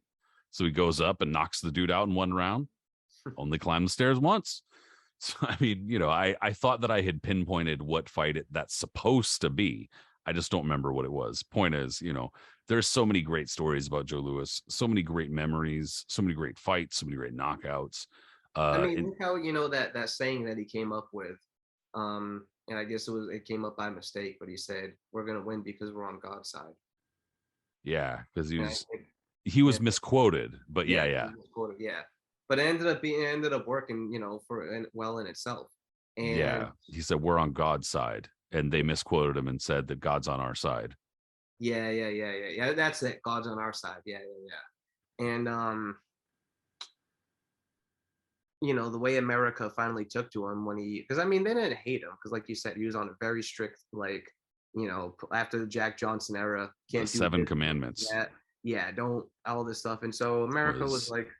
He was given 7 commandments: the never have a picture taken with a white woman, never go into a nightclub alone, no soft fights, no fixed fights, never gloat over a fallen opponent, and to keep a deadpan look in front of camera. So don't celebrate and don't smile. Yeah, so you don't see a lot of smiling Louis photos. I mean, they're around there. You see, there's obviously a ton, like a few from back then, but when he actually got caught slipping a couple times in a couple of fights, like for instance, the Galento fight.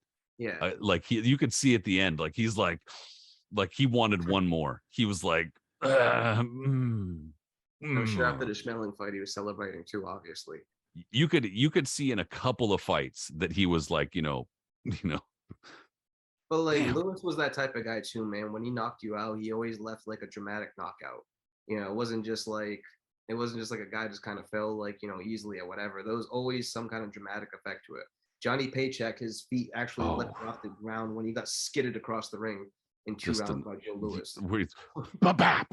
Absolutely fucking pancakes. He came right up, man. It makes you wonder how Benny Leonard thought he would actually perfect 1-2, dude. Fucking. Did you know that? What's that?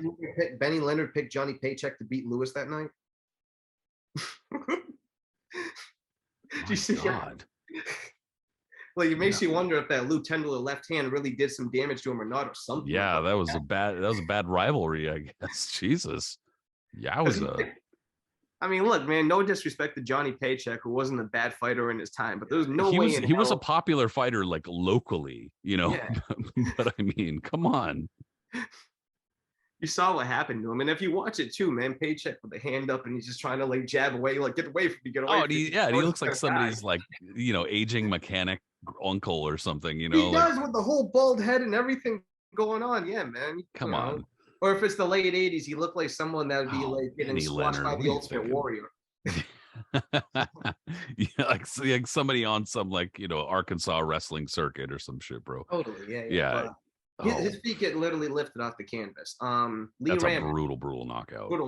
Lee Ramage, who was a California heavyweight champion, very tough guy, cagey fighter, didn't get knocked out often. Well, there's the video of him when he fights Louis, and then Louis, it's a little bit faster, so it looks kind of weird, but Louis jabs him to the ropes, Ramage is over there, tries to slip it a little bit, and then Louis hits him with a left hook. Boom! Yep. And then you see him folds in sections too, just slides down the rope melted. Yeah, he hits the ropes and is exactly, just he got stung by a fucking jellyfish or something. Exactly, bro. Louis produced some wild knockouts that way, man. There's another one where he hits the guy with a hook and the guy just falls to the ropes, and then Louis hits him again, and then he collapses. Buddy Bear, the rematch, when he just kind of folded. Yeah, he got hit. He can't keep himself from he can't keep himself from just getting flattened. Or one of my favorites is the Jersey Joe Walcott rematch, because Louis is clearly past his prime at that point. Walcott's actually older than Louis, but Walcott's more preserved, whatever it is, and he just has a style that would give everybody hell. I couldn't imagine fighting a guy like Walcott back then. That must have sucked. But yeah, he was a real pain in the ass. Seriously, dude, the way, his herky-jerky movements, the way you walk away from you, all this other stuff. Yeah, totally that little stupid shit. And then he comes at you with the quickest little right hand or that sneaky left hook. You don't know where it's coming from, so it hurts even more. Lewis would have had trouble with him in his prime, let alone the bald spot Lewis back of the head going just kind of washed. But anyways, again, Walcott doing his whole little thing like that hurts Lewis. But then when Lewis finally catches him after just going through, I don't even know what it was, like 20 something rounds of pure hell with the guy. He finally catches up to him and catches him. And then Walcott does try to swing back a couple of times with the sneaky hook, but Lewis just like, that's it, like enough is enough, That's no more of this. Yeah, I want to go home with this shit. Yeah, it's just like, finally I got your ass, and just boom, boom, boom, boom, boom, boom, pow. And then you see Walcott like still trying to ride it out, trying to swing it, and then finally he's just and his head just goes harsh, and he's just unconscious, and Lewis is like, I'm done with you, and he just collapses. Poor guy, dude. Walcott just, another guy who just came along at the wrong damn time, which I guess, I don't know if you could even say that because he was around for like 30 years. So fucking guy. Oh, and when he got inducted into the Hall of Fame in 1990, and I believe he was the oldest one to be inducted, him and Billy Conn. He even was quoted as saying, I still wish I can get in there and throw down today. I believe it, dude. I believe it. He's definitely born to fight, no question. And he still looked the same too, man. He always kind of looked the same. He always looked really old. I mean, I know sign of the times or whatever, but like if you see how he looked in 1990, if you see how he looked back when he fought Joe Louis, and it's like he had the same exact face, except he just had a couple more wrinkles, and he was like, but the same, just everything. Like he even still looked like he was still in decent shape. If you see him in the lit one, he looked completely flabbergasted in the Liston Ali rematch, which clearly, it's one of the all-time worst bumblefucks performances ever. But you still see him in shape, man. You see the massive arms he had in that fight. Like, he was still fine to be pushing them apart and shit. He was all right. Yeah, man. Like, he just couldn't referee. No, he just had, just had no idea. He got frazzled really easy. He just got frazzled. Yeah, fair enough. You're up in Lewiston, Maine for a fucking heavyweight title. What are you gonna do? You know, Ali's running around in circles. He's probably getting confused about that. You got Nat Flasher screaming at you from a corner. Like, yeah, man, poor Walcott. But Joe Louis, dude, he just clearly, I mean, he was just incredible. And what he meant to people, what he meant to the communities. I mean, they beat the shit out of Jack Johnson. All right, like that's how much they love Joe. Yeah, Louis. they were ready to. That's what Jack Johnson, the first black heavyweight champion, about 30 years after he's the first black heavyweight champion, almost lost his life in Harlem because he was talking shit on Joe Louis. Because he bet on Max Schmeling to beat Louis. And he was correct. He said that Louis wasn't a complete project yet. He was right in that regard. He said, well, a lot of people were underestimating Schmeling too, who was a good fighter. Schmeling was a great fighter. From that time period where the turnover from Jack Dempsey retiring to, and then they had like a little bit of a holdover and confusion. Schmeling was the best of that lot. Better than Sharkey, better than Uzkadun, better than, the rest of the contenders at that point. He definitely was. Anyways, by the time he fought Louis, he was just like, he said, I see something. And Johnson saw the same thing. And that's what we talked about it before. As devastating as Lewis's jab was, he didn't bring it back fully. He just dropped it ever so slightly so he could be timed with an overhand right. But you had to be really good at timing that right hand. You had to be able to be like, something, you're going to have to take a few jabs. Yep. And if that jab guy, he was going to hurt. And it's going to suck. It's, you're going to have to take some punishment, but you have to gripe it. But if you can really figure that out, there it is for you. Yep. And that Schmeling was able to take advantage of it. Louis gets stopped. Jack Johnson bet on him. And then Jack Johnson, because, well, he had balls and he's also an idiot, decided to go to Harlem and brag about it. And he almost got killed for that. And I think he lost his money too, because I'm pretty sure they robbed him. Yeah, I think they robbed him. Yeah. It was in like. Rightfully so. I mean, if you're that stupid to go to Harlem and brag about what happened, go to 125th Street and brag about that, then you have every right to get robbed for that. So and what's even the most amazing thing about it was Louis wasn't even champion yet. No, he was, and this all stemmed because Jack Johnson didn't like Jack Blackburn, and he was mad that Jack Blackburn was getting attention, and he wanted to train Joe Louis.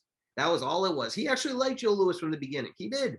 He used to praise him and say all this stuff, but then he started needling in saying, yeah, Louis is really good and everything, but he needs to do this and that. You know what I mean? Yeah, I but know he needs to listen to me, Yeah, he needs to listen to me. And finally, he was like, if I trained him, I could take him to the next level. Blah, blah, blah. But anyways, yeah, man, this Lewis was just that dude. He was incredible. He was just one of the all-time greats, and I consider him the greatest puncher ever.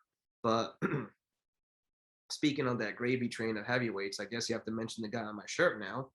The Acorn. Yes. AKA the Black Destroyer. Who some people consider the greatest heavyweight puncher in history. With good reason, man. He's another one. Thank God for YouTube. Look at the highlight reels that we have of Shavers now, right? Even the fights look, Shavers has been embedded on VHS tapes for decades with people seeing his knockouts. Tape collectors, he's been on highlight videos, all this other stuff. But it's the amount of fights now that we've never really seen that are now being posted to YouTube. Like, for example, his fights with Howard Smith, which I had never seen. I had just read about up until a few years ago. His rematch with Henry Clark, which he bludgeoned him at Yankee Stadium, another fight that I just kind of read about, never seen. And a few other ones, like his fight with Ron Lyle, even though he lost that one, he knocks the shit out of Lyle completely off his heels. And Lyle was in, when they talk about that on Facing Ali, that great documentary, Lyle was like, Ernie Shavers, man, he said when he hit me, he said, my feet lifted off the ground when I landed. And then he laughs and he goes, hey, no man ever hit me like that. and every fighter will say the same thing, man. Or no one ever hit me like Ernie Shavers hit me. And there's a couple of different paradoxes here going on at the same time. The first one is something that I know we've talked about and that I know we've noted, and that's that fighters in general, when you ask them who hit you hardest, they are going to tend to tell you that it was someone they defeated. Yeah. Why? Maybe ego. I don't know. Because almost no fighter is like the dude who totally left me unconscious and I had to go to the hospital for 6 weeks was the guy who hit me hardest. No, it was the dude that they wound up fucking knocking out in 4 rounds. That's the guy that hit him hardest, of course, but whatever. So that's like, the first kind of paradox here. And the second one is that, like, obviously, like we talked about before, there's a lot of cans, dude, a lot of dudes on his record that were not very good.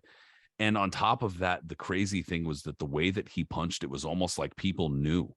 And so like fools were like, whoa, so it was like it was almost as if he had to work an extra step harder to land those punches because motherfuckers went in there knowing how he punched. Well, not only that, man, Shavers was a stocky guy. He was built like he was really scary looking.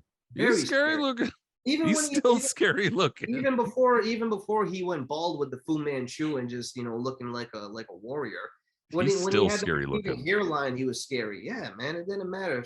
Shavers was always he'd fuck me up like today. Totally. And then when you hear his interview in Facing Ali saying that that his goal in life before becoming a boxer was to be a hitman, is even crazier. Like he legitimately says, I wanted to be a hitman. That's my favorite. That's one of my favorite Ali things, because there's so many like extra Ali things that you just don't need. That one was really good. It's a great documentary and it's free on YouTube. You got to watch it if you haven't seen it. But you hear him, he was like, yeah, I wanted to be a hitman. He said, I grew up with hitmen in the neighborhood and they always, had fancy cars and nice women and a lot of money. And I thought that'd be the life. I wanted to do that. Who says shit like that, first off? Anyways, so that's he almost did in a way. Yes, that's the next best thing was just knocking guys into the next realm. So as he becomes a heavyweight, and he's one of Don King's early fighters, by the way, like the thing about Shavers is that like he's built really, really stock. He's built like a tree trunk, and he's really slow. And he swung every punch for the fences. Like it wasn't trying to really set up his stuff. Like, everything had intentions to knocking you out. His stamina wasn't great. So not only was his stamina great, he didn't have the best chin either. So if you were able to somehow survive his bombs for a few rounds, no easy task because most guys couldn't do it, you had a chance to be able to beat him because he would slow down eventually. And then you had a chance to do some damage on him. Ron Stander, of all people, was able to stop him. I mean, that was an early career loss for Shavers, but nonetheless, that still stands out. But the thing is that's what made Shavers, a crowd favorite. His punch is just, you always knew he was one punch away from the promise. And Like, you could hear them in the crowd too, because he'd be like, and the crowd would be like, whoa, because they knew. It's And like, by the oh late shit. 70s, after Shavers had already fought Ali and everything like that, it looked at this point that, Shavers was finally going to sail off to the sunset. The first time he fought Larry Holmes, Holmes whooped him easy, man. Like, I barely got touched in 10 rounds because Holmes was on the way up. Definitely played keep away with him, keeping his jab in his face, right hand, dropped Shavers, and won an easy decision. Shavers says that he was going through a lot of managerial things and other stuff for that fight. He wasn't prepared. He wasn't ready. But after a couple of more wins, because here's the thing, Shavers have a big fight, whether he wins or loses, then he, like you said, he'd pick up a few undercard wins, beating up this guy, that guy, a fringe contender, no hoper, whatever it is. But he'd always be knocking around somebody, always staying active. But then when he would finally, in the late 70s, after Ken Norton loses to Larry Holmes, he ends up fighting Ernie Shavers. And this was an eliminator now for a shot at Larry Holmes. Both guys that fought Holmes, Norton gave Holmes one of the greatest fights in history. Shavers lost a wide, easy shutout decision. Yep. Shout out to our boy, the Colonel. Oh, yeah. Colonel Bob Sheridan, absolutely. Who almost gave that 15-round word by word. Yeah, almost did it feeling for feeling. When Paulie brought up the last round, oh, here we go. That's right, man. I'm going to tell you right now. Holmes comes out, 2 jabs, right hand, blah, blah, blah. I'm like, is this man about to give us? I had to mute it because I was like, no, this isn't happening. He's this isn't happening. Talking about that until he finally got cut down. Hold on, Colonel, we're not in 1978 anymore. Bring it back. But so they fight, and we witnessed a massacre, bro. When Norton fought Shavers that night, that was. There was a few times where Norton there was a couple nights. The yellow tape for a crime scene because Norton was straight up mugged. Like there were a couple nights where Norton just had a real bad night, and that was one of them. I mean, Norton always had trouble against punchers. George Foreman fight, Jose Luis Garcia early in his career, he was wobbled by a few other punchers. Like Norton had the type of style, tough style, crab defense, but it was more dangerous for boxers as opposed to punchers, especially if he couldn't hold them off. Like Shavers, you know what I mean? Shavers kind of walked right through him. The first punch Shavers really landed, you could see Norton was already bothered by it. And then Shavers landed a body shot at one point. You see Norton visibly is bothered by it. And at that point, that's when Shavers just took over and started clubbing him around because he knew it was over. And then that's when he's like, boosh, with the uppercut. And then you see Norton just fall, and he's like, like he has no idea what the hell just happened to him. Poor Norton, dude. And every time he got dinged around, he had this look on his face like, where am I? Am I human? What is this? He experienced what God knows how many other heavyweights at that point throughout the 70s, went through when they fought Ernie Shavers. Norton had just got, had the chance to wait until about 1979 for it. So by the time he finally catches around, he was like, oh my God, this is what everyone else was talking about. Jesus Christ. Like that's what he was dealing with. That's enough. No more. He was like, my Lord, is this what they were like? This is what Ali was saying? Like, Jesus. And somebody tell me about this shit. And then you see at the end of the fight, like you hear Howard Cosell, and he was like, Ernie Shavers' career resurrected for Kenny Norton. Heaven knows. Because like Norton's just splayed out. He's gone, But that's what brings Shavers into one of the most dramatic rematches in boxing history. Oh, man. When he fights Larry Holmes, for the heavyweight championship. In a fight, look, Holmes at this point, we've discussed it, man. He was really begging for attention. He was pissed off at the world. He was still in Ali's shadow. He had, after beating Norton, he had, beat Ozzy Ocasio and beaten, whatchamacallit there, Evangelista and stuff like that. But he was like really looking for a big name, Mike Weaver as well. So he was like looking for a big fight, a big win. Like those 3 names that we just mentioned, they weren't going to do it from the Weaver fight was great, but that actually raised more suspicions about Holmes than anything because Weaver was nondescript at that point and shouldn't have been able to do that to him. So by the time he fights Holmes in the rematch, I mean, there's still intrigue because Shavers ravaged Ken Norton, but at the same time, Holmes whipped him so easy that last time he should be able to do it again. And for the first, for the most part, yeah, it's a little bit more competitive, but Holmes is, doing what he was supposed to be doing in that fight. But ever so slowly, each round, Shavers is getting a little bit more close, a little bit more close, a little bit more close. He's not quite landing his shots. He lands a couple of shots here and there, but he's not landing that home run punch that he's trying to really, do something. Finally, what was it? Round 7, I believe, right? Yes. Yeah. Yes. Round 7. You see it, Holmes It's finally like jabbing, Dude, just the jabbing, sound. just everything. He's hitting them, and like you hear Shavers breathing because like the crowd's kind of quiet. You know what I mean? And, like Holmes is in control, so not much is going on. But then Shavers is getting closer, and the crowd is getting anticipation because he is swinging. Finally, as Holmes is going for an uppercut, Shavers throws the most perfect right hand you will ever see anyone throw. And it's the most perfect right hand he ever threw. It's probably the hardest, in my opinion, the single hardest punch ever thrown in boxing. And it landed right on Larry Holmes's chin. And what happens? Holmes dropped like he was absolutely shot with a 22 gauge. He was dead. I'm convinced he was dead, and the canvas woke him up. Like the canvas somehow revived him or something, because he was like, it sounded like a grenade dropping on someone the way that shot lands. You just hear like it sounded like a garbage truck being dropped off the edge of the Empire. You just heard the most. My God! And the way Shavers throws it with, you see every. Yeah, he just does everything. that overhand. Everything was right behind it. He just comes boom, and Holmes's head just a swivel, just. And like you said, bro, everything, his body completely lifeless. His whole body just went, it's like taking your soul. It's like when your soul, as Richard Pryor said about air, he's like when your soul just says, fuck it. It just takes off. And he out. It just left his body. He was like, I ain't taking this shit. And leaves it. And just left Holmes lifeless. Then, like you said, boom. And Larry Holmes always said, if Shavers didn't hit him as hard as he did, Shavers would have won. Because Holmes said he hit him so hard that it woke him up. If he just hit him ever so slightly, he probably still would have been unconscious. But like he hit him so hard, the jolt of him hitting the canvas as hard as he did kind of jolted him back awake. And that's like wild to me, and it almost sounds like we're like much ado about nothing about this one punch, but dude, you got to watch it because it's one of the hardest I've ever seen a human get hit, but then like, clearly be affected, like they fell. Because I've seen a couple times in like in MMA, like Mirko Cro Cop lands a high left kick, or like Mark Hunt lands somebody, and it's like they absorb it and they're just like, but they're okay or whatever. I'm talking about like somebody lands something and that person clearly is like hurt badly by it, but then they get up, and not only do they get up, they go on to win, and they go on to like make it a stoppage, like. And if you watch it today, if you watch that video, there's no way that would be allowed to happen. There's no way that. No, of course not. Yeah, because even just him hitting, they would have been like, whoa, In a second. And I think the most modern thing to compare it to is the way Fury got dropped in the first Wilder fight. But even then, it's not even close to how hard Shavers. That was pretty damn close. Yeah, that was pretty damn close. I mean, it's not even. I mean, Wilder hit him with a beautiful shot, and I'm sure.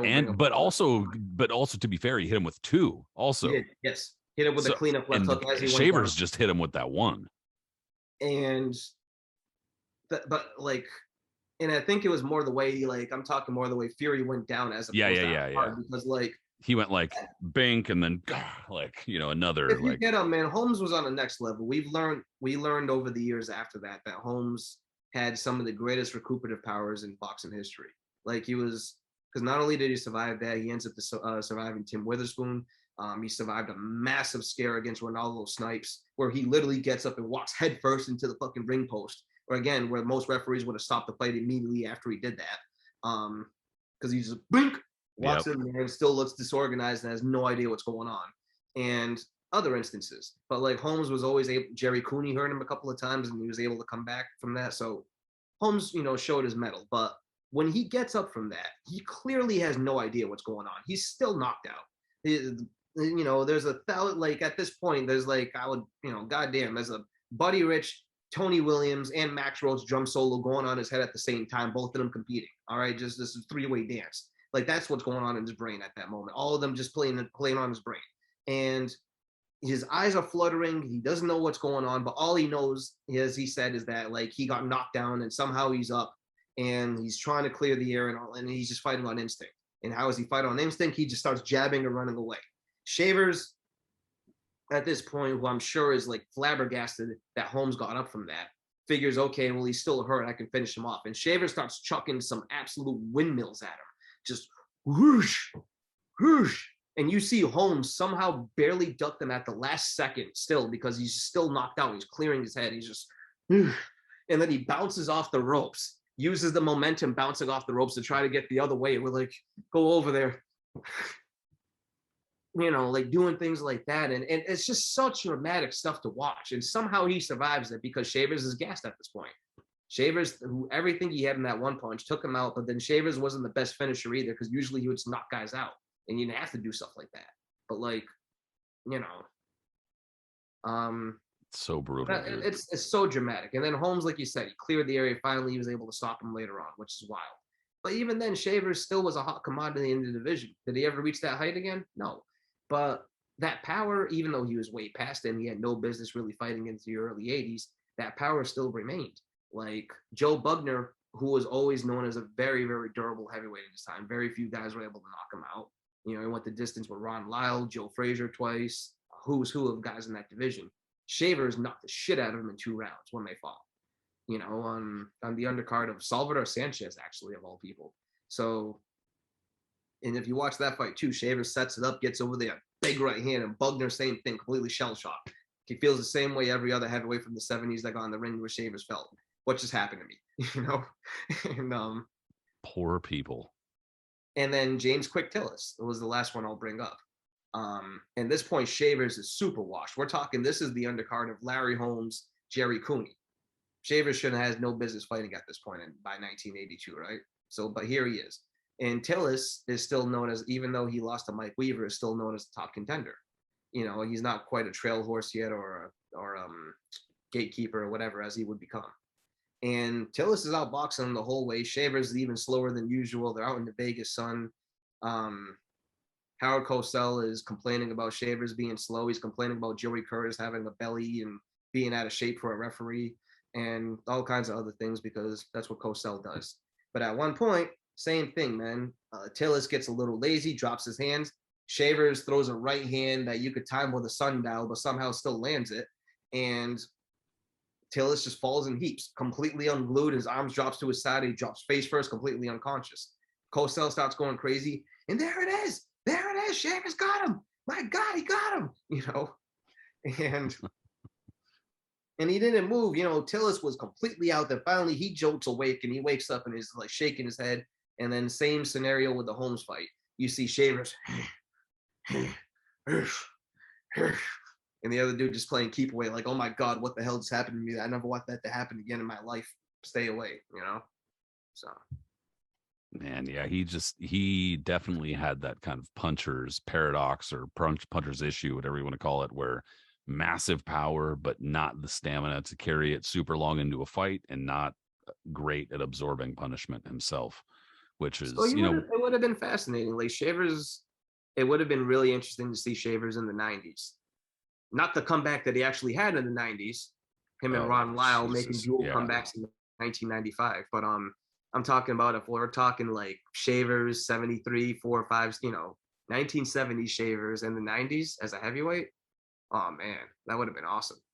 Yeah, he definitely would have knocked the hell out of guys like Franz Botha and Michael Moore. And I like Michael Moore, but there's no way Moore would have survived a one punch from Shavers. There would have been a number of like either smaller heavyweights or heavyweights who were just kind of on the cusp, but never fought a big puncher or whatever, who would have been like, all right, dude, I got something for you. I got something for you, little guy. Nerdy Shavers. Like, imagine Shavers, Tommy Morrison.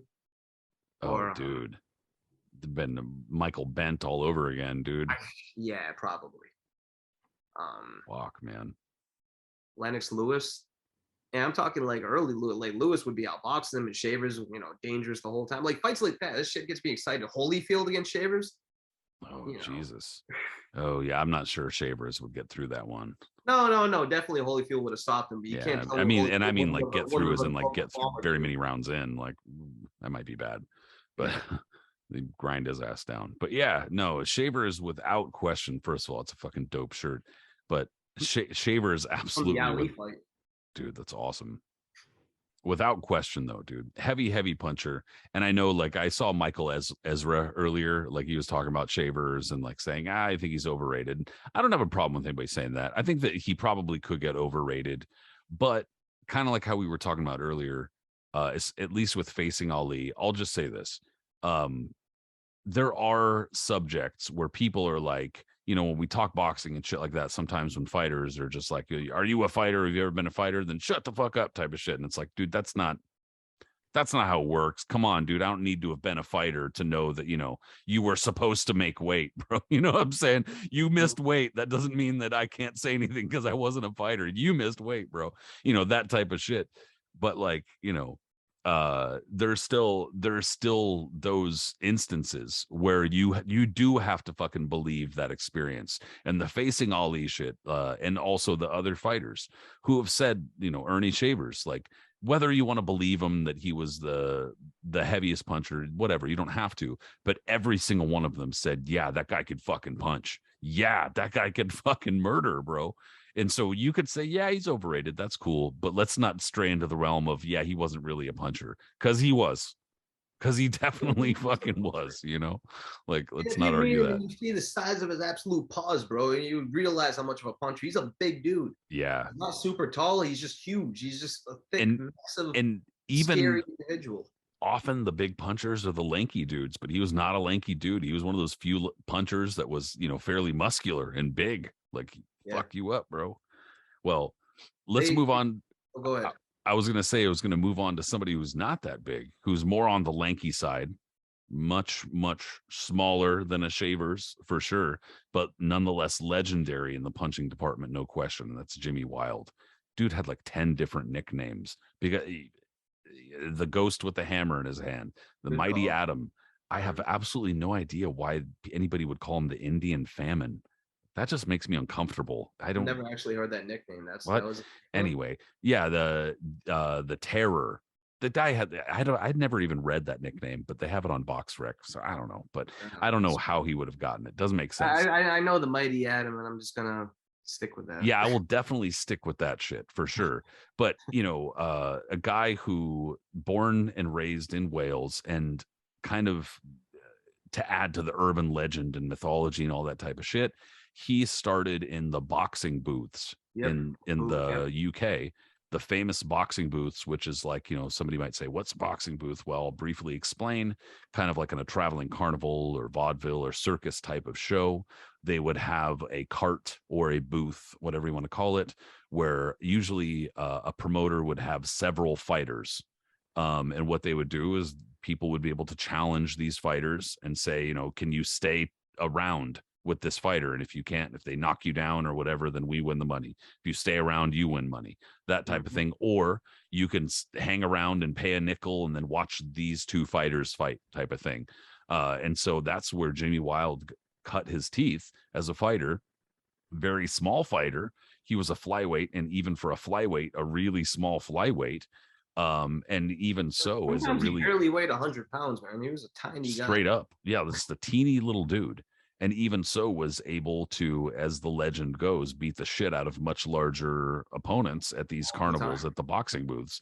And on top of that, according to urban legend, he had like possibly upwards of 1,000 fights at these boxing booths.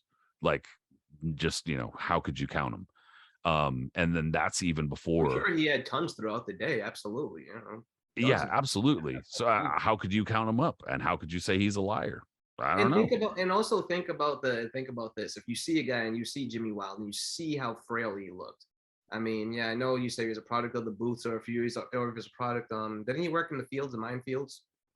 Yes, I think he did some mining. Yeah. So totally, I mean, that's obviously a guy that could scrap. Because I mean, minefields too. What do you think they were doing on their time off? They were obviously. I've mentioned this shit before, but physical labor, fools who have done physical labor, even just shaking their hand, you can feel it. You're just like, oh, okay, you got a different kind of strength. Especially from that time period, the early 1900s. It's a different type of animal. There was just different. There's different type of people. So Wild, even with his frail nature, he still was probably an extremely strong guy, and. So, but yeah, you see that, and you see people, a few drinks in them, and everyone's drunk back then and doing some shit. Exactly. You're gonna look at a person like, wow, that could. You wouldn't even think twice. I wouldn't think anything of it. Easy money. But you gotta think twice, though, man. If you're a really smart person, I see this little person over there, and it's in a carnival, and they ain't afraid of you. and they're like, oh, I'll give you $50 if you can beat this dude Something's up. wrong. Nah, there's a catch here, man. Something's wrong. Little man for $50 and you'll pay me to beat him. Nah, I'm not taking that because clearly he can do something I can't. Yeah, something's wrong, bro. If somebody's that small and they're that confident and they're about to fight you, don't, because something's wrong. Exactly. No, it's not worth it, man. Walk away because you're gonna get splattered in front of your girl, which probably happened hundreds. And then he's gonna take your girl too. Yes. So, but eventually, after going into the booths and everything, most guys from all the way from the beginning of boxing, even Tom Molyneux heard about that. They hear about what they can make as pro fighters. The adulation, everything else going on with it, especially at this point too, when boxing is pretty prominent in England. Wild it's been around much longer than it has been in the US. Wild's easy money to turn pro. So yeah, absolutely, without question. I want to say it was Joe Simmons that he had defeated for the flyweight title in 1916. Had to look real quick, but he defeats Joe Simmons and winds up holding the title for about 5 years, and then in the last couple of years kind of tapered off and semi-retired and hadn't really been doing nearly as much fighting.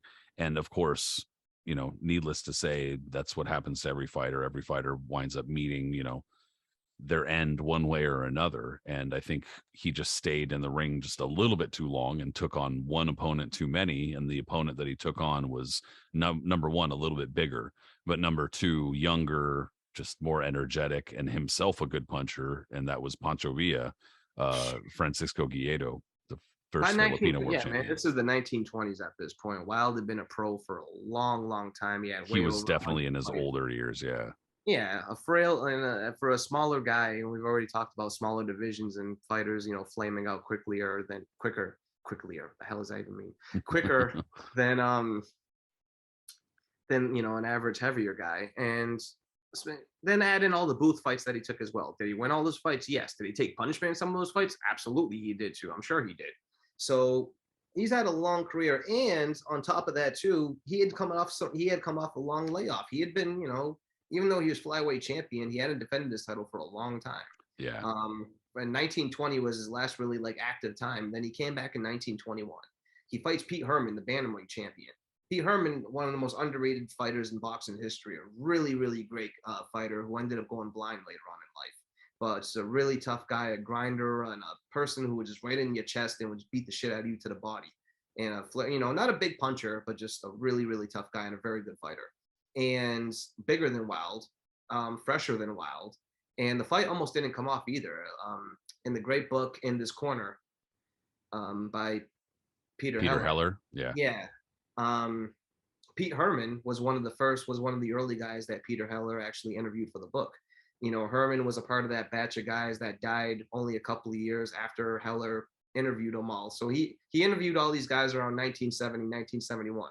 Pete Herman died around 72, 73. So that gives you the timeline about this stuff. Anyways, Herman mentioned how the fight almost didn't come off. Wild didn't want to go into the ring for one reason or another. I forgot what the exact reason was, but Wild didn't want to go into the ring. Place was sold out, everything like that. The whole thing wasn't going to go off. Prince of Wales came in to Herman's dressing room, Herman said, and asked him what was going on. And Herman was like, oh, Prince, nice to meet you, but, Wild doesn't want to fight, yada, yada, yada. So he says, I'll go talk to him. He said the Prince goes to go talk to Wild. He said within 2 seconds, Wild was running into the ring to go fight. Yeah, he went in and he said, hey, you ever heard of the Tower of London? Get the fuck in the ring, bro. Yeah. So he said within 2 seconds after talking, he said the Prince said, I'll go talk to him. Prince goes to the dressing room. He said Wild ran into the ring within seconds. Didn't even have to say anything. So probably got threatened. But yeah, exactly. Herman ended up knocking him out, and subsequently never got paid for the fight either. Unfortunately, he said up until his death he never got paid a cent for that. But that's boxing, right? Anyways, have the temerity to fucking knock out a legend. That's what's gonna happen. Yeah, seriously. So, but like you said, he took time off for that fight. That fight was in 1921. Then he finally comes back in 1923 to fight Pancho Villa. At this point, Pancho Villa was like the consensus flyweight champion, more or less. You know what I mean? He was really tearing shit up in that division. Frankie Gennaro, who a legendary fighter, Olympian, and probably the only guy that really had Villa's number at that point, was the only one that could lay claim to being was the only one that could lay claim to being, the dominant. Yeah, and there's a bunch of convoluted shit about the titles and the California title, and Yep. it was just NBA was already back. All kinds of crazy shit was going on back then. But Gennaro held claim. Villa held claim. Villa was the U.S. champion after knocking out Johnny Buff, I believe, and all this stuff. So, of course, and anyone, like you said, anyone claims, oh, the good old days, one champion. No. Even back in the early 1920s, there was all kinds of a big scrum and mess and people trying to claim this title and that title. All kinds of nonsense. Anyways, Villa was the consensus, though, and the most popular guy and the one that people were really excited to see. And Wild came out of retirement more or less to fight him. Wild was old, like you said. He was old, he was frail, he was past it, and Villa was a rampaging beast. You know what I mean? Kind of the likes, again, that the Philippines wouldn't see again until, like, Manny Pacquiao. In terms of, if you really think of his style, the way excitement, the way he brought everything to passion, like, I mean, Flash Alorde obviously was considered the greatest Filipino fighter. definitely beloved, but not the same. Yeah. Yeah, but like Pancho Villa, just, I don't know, man. He was a phenomenon in the early 20s. And he was getting popular in America too. Like, you had Pancho Villa, you had Mickey Walker, Harry Greb, Dempsey. Like, there was a lot of, boxing was doing really good with their champions. And even this guy like Walker even mentioned that too. He mentioned Villa as being a guy that was really popular back then. So, Villa was the one that was being groomed. And what he needed to do was Wild basically coming out of retirement to pass the title on to him, more or less. And that's what he did. He got beat up pretty good, but he got knocked down and rode up into the sunset. But what's sad about Wild is that, like a lot of these guys, man, he didn't have a good ending to his life or really at his career. It's not like he suffered a lot of brain damage, all kinds of shit, but like what ended up happening to him is that he did afterwards, after I think he got jumped and mugged by a bunch of like street hoodlums or some shit, or something happened to him, and that's what exasperated, his downfall.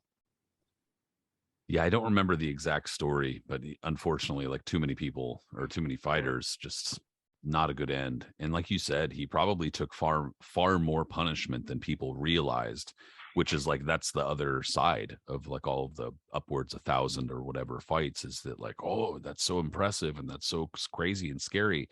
And then the other side of that is that that's so many punches you took. Holy shit, so much punishment, or hitting your head on such and such. So yeah, unfortunately, that's kind of just the ending I guess he was destined to have.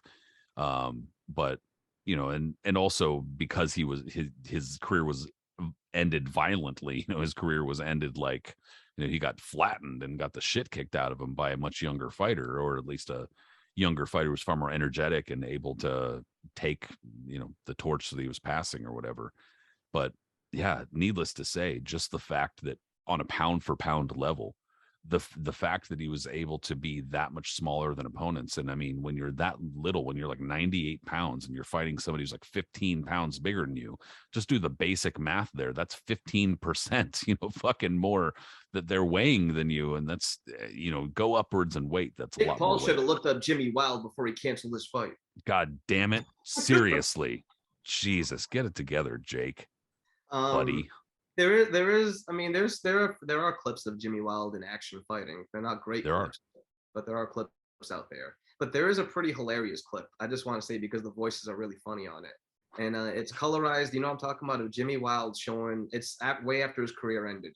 And I think it's like with him and his son, and they're like showing the finer points of boxing.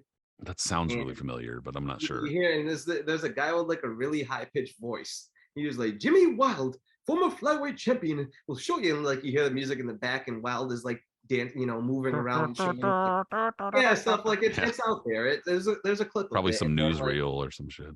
Wild then stops and like talks about his career, and I don't know if that's his actual voice or if it's like the recording of it, kind of like making it a little bit more high pitched. But he has the most like high pitched mousy type voice you can imagine. Oh no! When he's like, well, now we know he learned how to fight. Yeah, I have a feeling it's the audio. You know what I mean?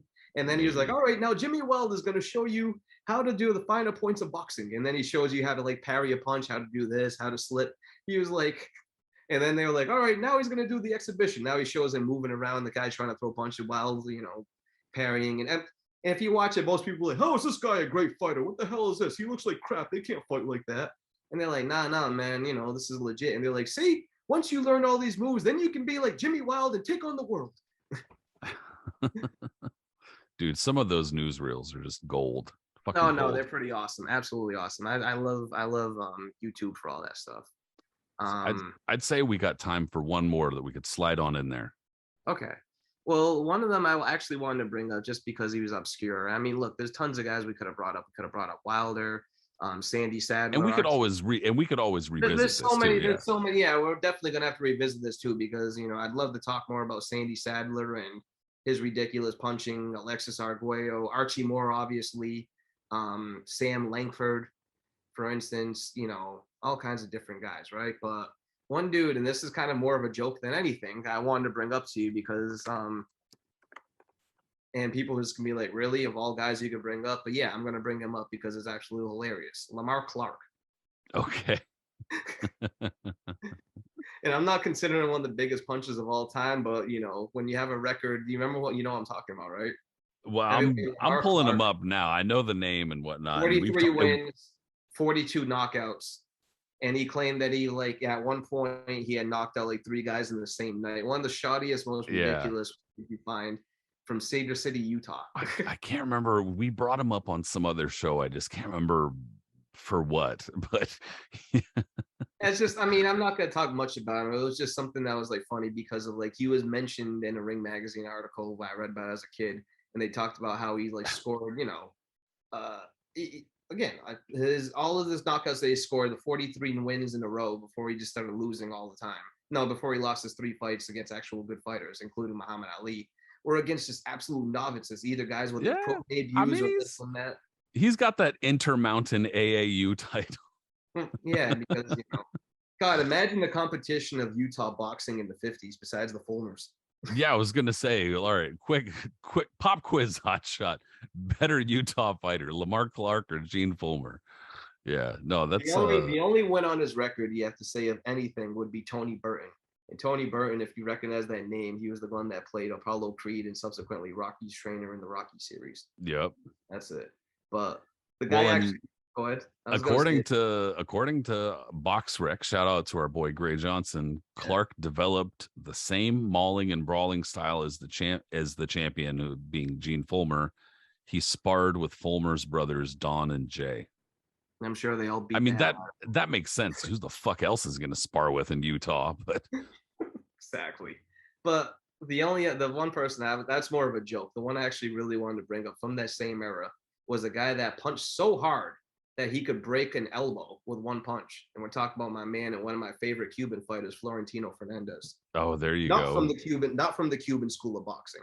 And this is the one I legitimately want to talk about.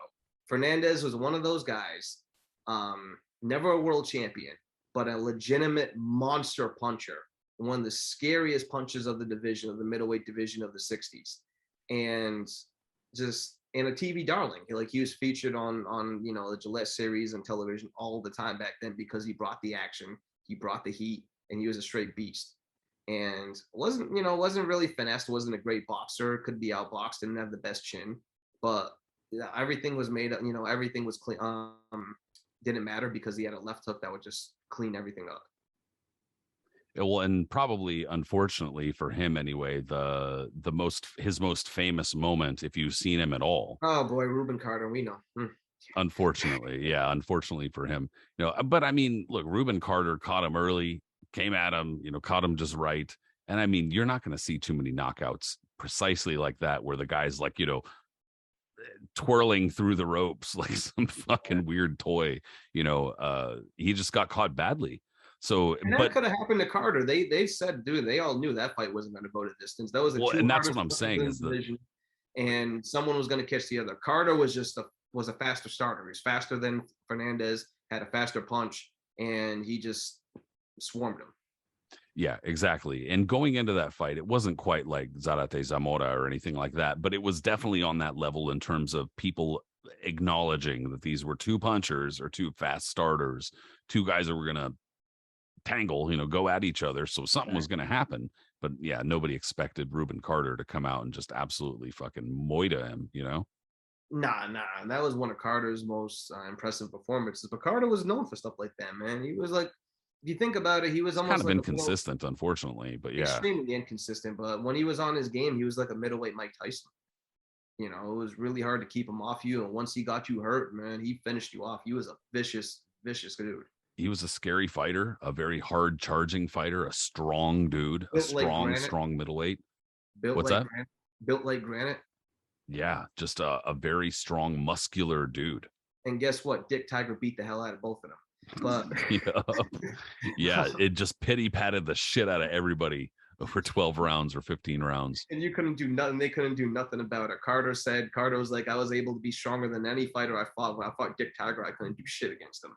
Like Tiger just bullied him. And the same thing when Tiger tried it, Fernandez was going to do a thing with Tiger. Tiger, you know, was too strong for him and also sliced him up and stopped him on cuts. Yeah, just beat him up, just pushed him around, beat him up. But Fernandez, man, he had that type of hook, dude. That made up for almost everything. That almost won him the middleweight title. The aforementioned Gene Fullmer, one of the most rugged, toughest fighters in boxing history, man. Just a guy that was literally made of granite. If you can bully around and beat up Carmen Basilio and outmuscle him, then you know how tough Fullmer is. Like that's the type of guy Gene Fullmer was, you know. And Fernandez almost stopped him. You know what I mean? Like it was a really, really tough mauling fight. Fight was held in Utah, and if you think about it, if it was held anywhere else, Fernandez might have gotten a decision. But late in the fight, Fernandez landed his left hook right on Fulmer's elbow, and he literally broke Fulmer's elbow with a left hook, like which is crazy. We've heard of guys like Pepino Cuevas and others breaking jaws and eye sockets with a left hook, and that's doesn't happen all the time, but it's more normal than not. Breaking an actual like joint in an arm or something like that with a punch is some wild shit. That's a really hard bone. Yes, like extremely hard. And it's not like it's like a long. You think you would hurt your hand punching an elbow. Yeah, it's not like it's like a long bone where it's like in the middle. You could snap or that's what the fuck. Like how does that even happen? And he broke it. And there's like a photo you see Fulmer like writhing in pain after like getting hit by that shot. And Fulmer, to his credit, was able to rally the last couple of rounds and eke out a decision, but it wasn't easy. Gaspar Ortega, one of the great contenders of that time, same thing, man. Fernandez dropped him, beat the hell out of him the first time they fought. The second time they fought a rematch, Ortega made sure not to get anywhere close to him because he didn't want to get really hurt. And probably his most famous knockout, I would say, was against the young Jose Torres, who was undefeated and a middleweight at that time. And when he fought Fernandez, who was a little bit past his prime, Fernandez brutalized him, just absolutely brutalized him. Yeah, dude. Jose Torres came from that Customado school, had that exact same, Cus was trying to force like every fighter to use that style. And, Torres was not a big puncher, but was a very good boxer and a very, he was a smart fighter and whatnot, but it was just, he obviously had limitations. And this was an unbeaten Jose Torres before he became champion. And Fernandez just had his way. Yeah, man, he just knocked him out, beat him up, stopped him, and everything. But Fernandez came in one of those really, really tough eras of the middleweight division. Like, it's, when you got guys like Dick Tiger and Joey Giardello and Hurricane Carter, Rocky Rivero, Jose Gonzalez, list goes on and on. And there's like, these are all just general bad motherfuckers back in that division. You know what I mean? Like, really, really tough, hard-nosed guys, Joey Archer. Even just New York, like just New York, not even getting outside of New York, Like this is what the middleweight division of the 60s looked like, when Emil Griffith come into the helm of it afterwards, and guys like that, like after everybody left and Carter convinced him, don't do that. Yeah, totally. So like you had like once Fulmer gets stopped by Dick Tiger. And that's when the next era of the middleweight division started. Like you said, you had Tiger and Giardello and all these other guys. And then from there, that's when Nino Benvenuti came in, and that's when a whole other era started. Benvenuti held it for a moment, and that's when Monzon came in the early 70s, and then a whole other era reigned in from there. But that 60s middleweight era, man, was just tough as nails. And Fernandez just had a couple more tools to go with his left hook and a better chin. Lord knows. And again, maybe if he had better luck against Fulmer, when the fight took place when it did, and it didn't happen at Utah, there's a good chance he could have got the decision on that one. either way, he was going to have to fight Dick Tiger, and either way, he was going to get whooped up by Dick Tiger. But like, you know, Yeah, Dick Tiger was inescapable. for anybody, man. And he was Madison Square Garden's darling too. I love the fact that almost his last like dozen or so fights all took place at MSG. Like during the time when MSG was kind of going through like a down period and things in New York and all this other stuff happening, Tiger was still a mainstay over there, and he always brought in the fans. Yeah, finally Bob Foster put an end to that, but yeah. Bob Foster put an end to a lot in his career. Speaking of which, we can bring up Mr. Foster potentially on the next episode. Absolutely, man. Because when you talk about monster punchers who had a mean streak and were kind of surly and not the nicest person to begin with, you got to talk about someone like that. Talk about a guy who terrorized the light heavyweight division for a little while. Imagine harnessed his own hatred and put it into the ends of his punches. During a division that wasn't the strongest anyway, so these guys weren't world beaters that he was fighting, with the exception of a few. Knowing you had to fight that man, yeah, no thanks. Pass. Get Mike quarried. No, thank you. But now we will definitely get down to the nitty gritty on the part 2 for sure. There's going to have to be part 2. There's too many fighters we left out. Yep. But dude, once more, I appreciate you chatting this up with me, bro. It's always a really good time. We got to talk some good punching bullshit today. Yeah, this was a lot of fun, man. We talked some good names. We brought back some fun memories, laughed, joked, whatever. Everything was good. Almost cried a little bit. It was awesome. Yeah, almost. Everybody, thank you so much for tuning in. We really do appreciate it. And like I said, we'll be back. So don't fret. Don't be upset that we didn't talk about your favorite fighter, your favorite puncher. We will be back. There's lots of great punchers. Yes, definitely lots of great punchers. If you listened in via the podcast apps, please subscribe, give us a rating. Those things are helpful. Leave a little comment. Also, if you watched via YouTube, thank you so much. Also subscribe, leave a comment, those kinds of things, very helpful. As far as social media goes, the Knuckles and Gloves podcast is on Facebook, Instagram, and we're also on Twitter. As far as individually, both Aris and I are on Twitter, though. You can catch us there. Aris is there as Punch Zone Aris. I'm there as Patrick M. Connor. We'll talk to you there. And Aris, I will talk to you soon, my friend. Have a good one, everyone. Later, buddy.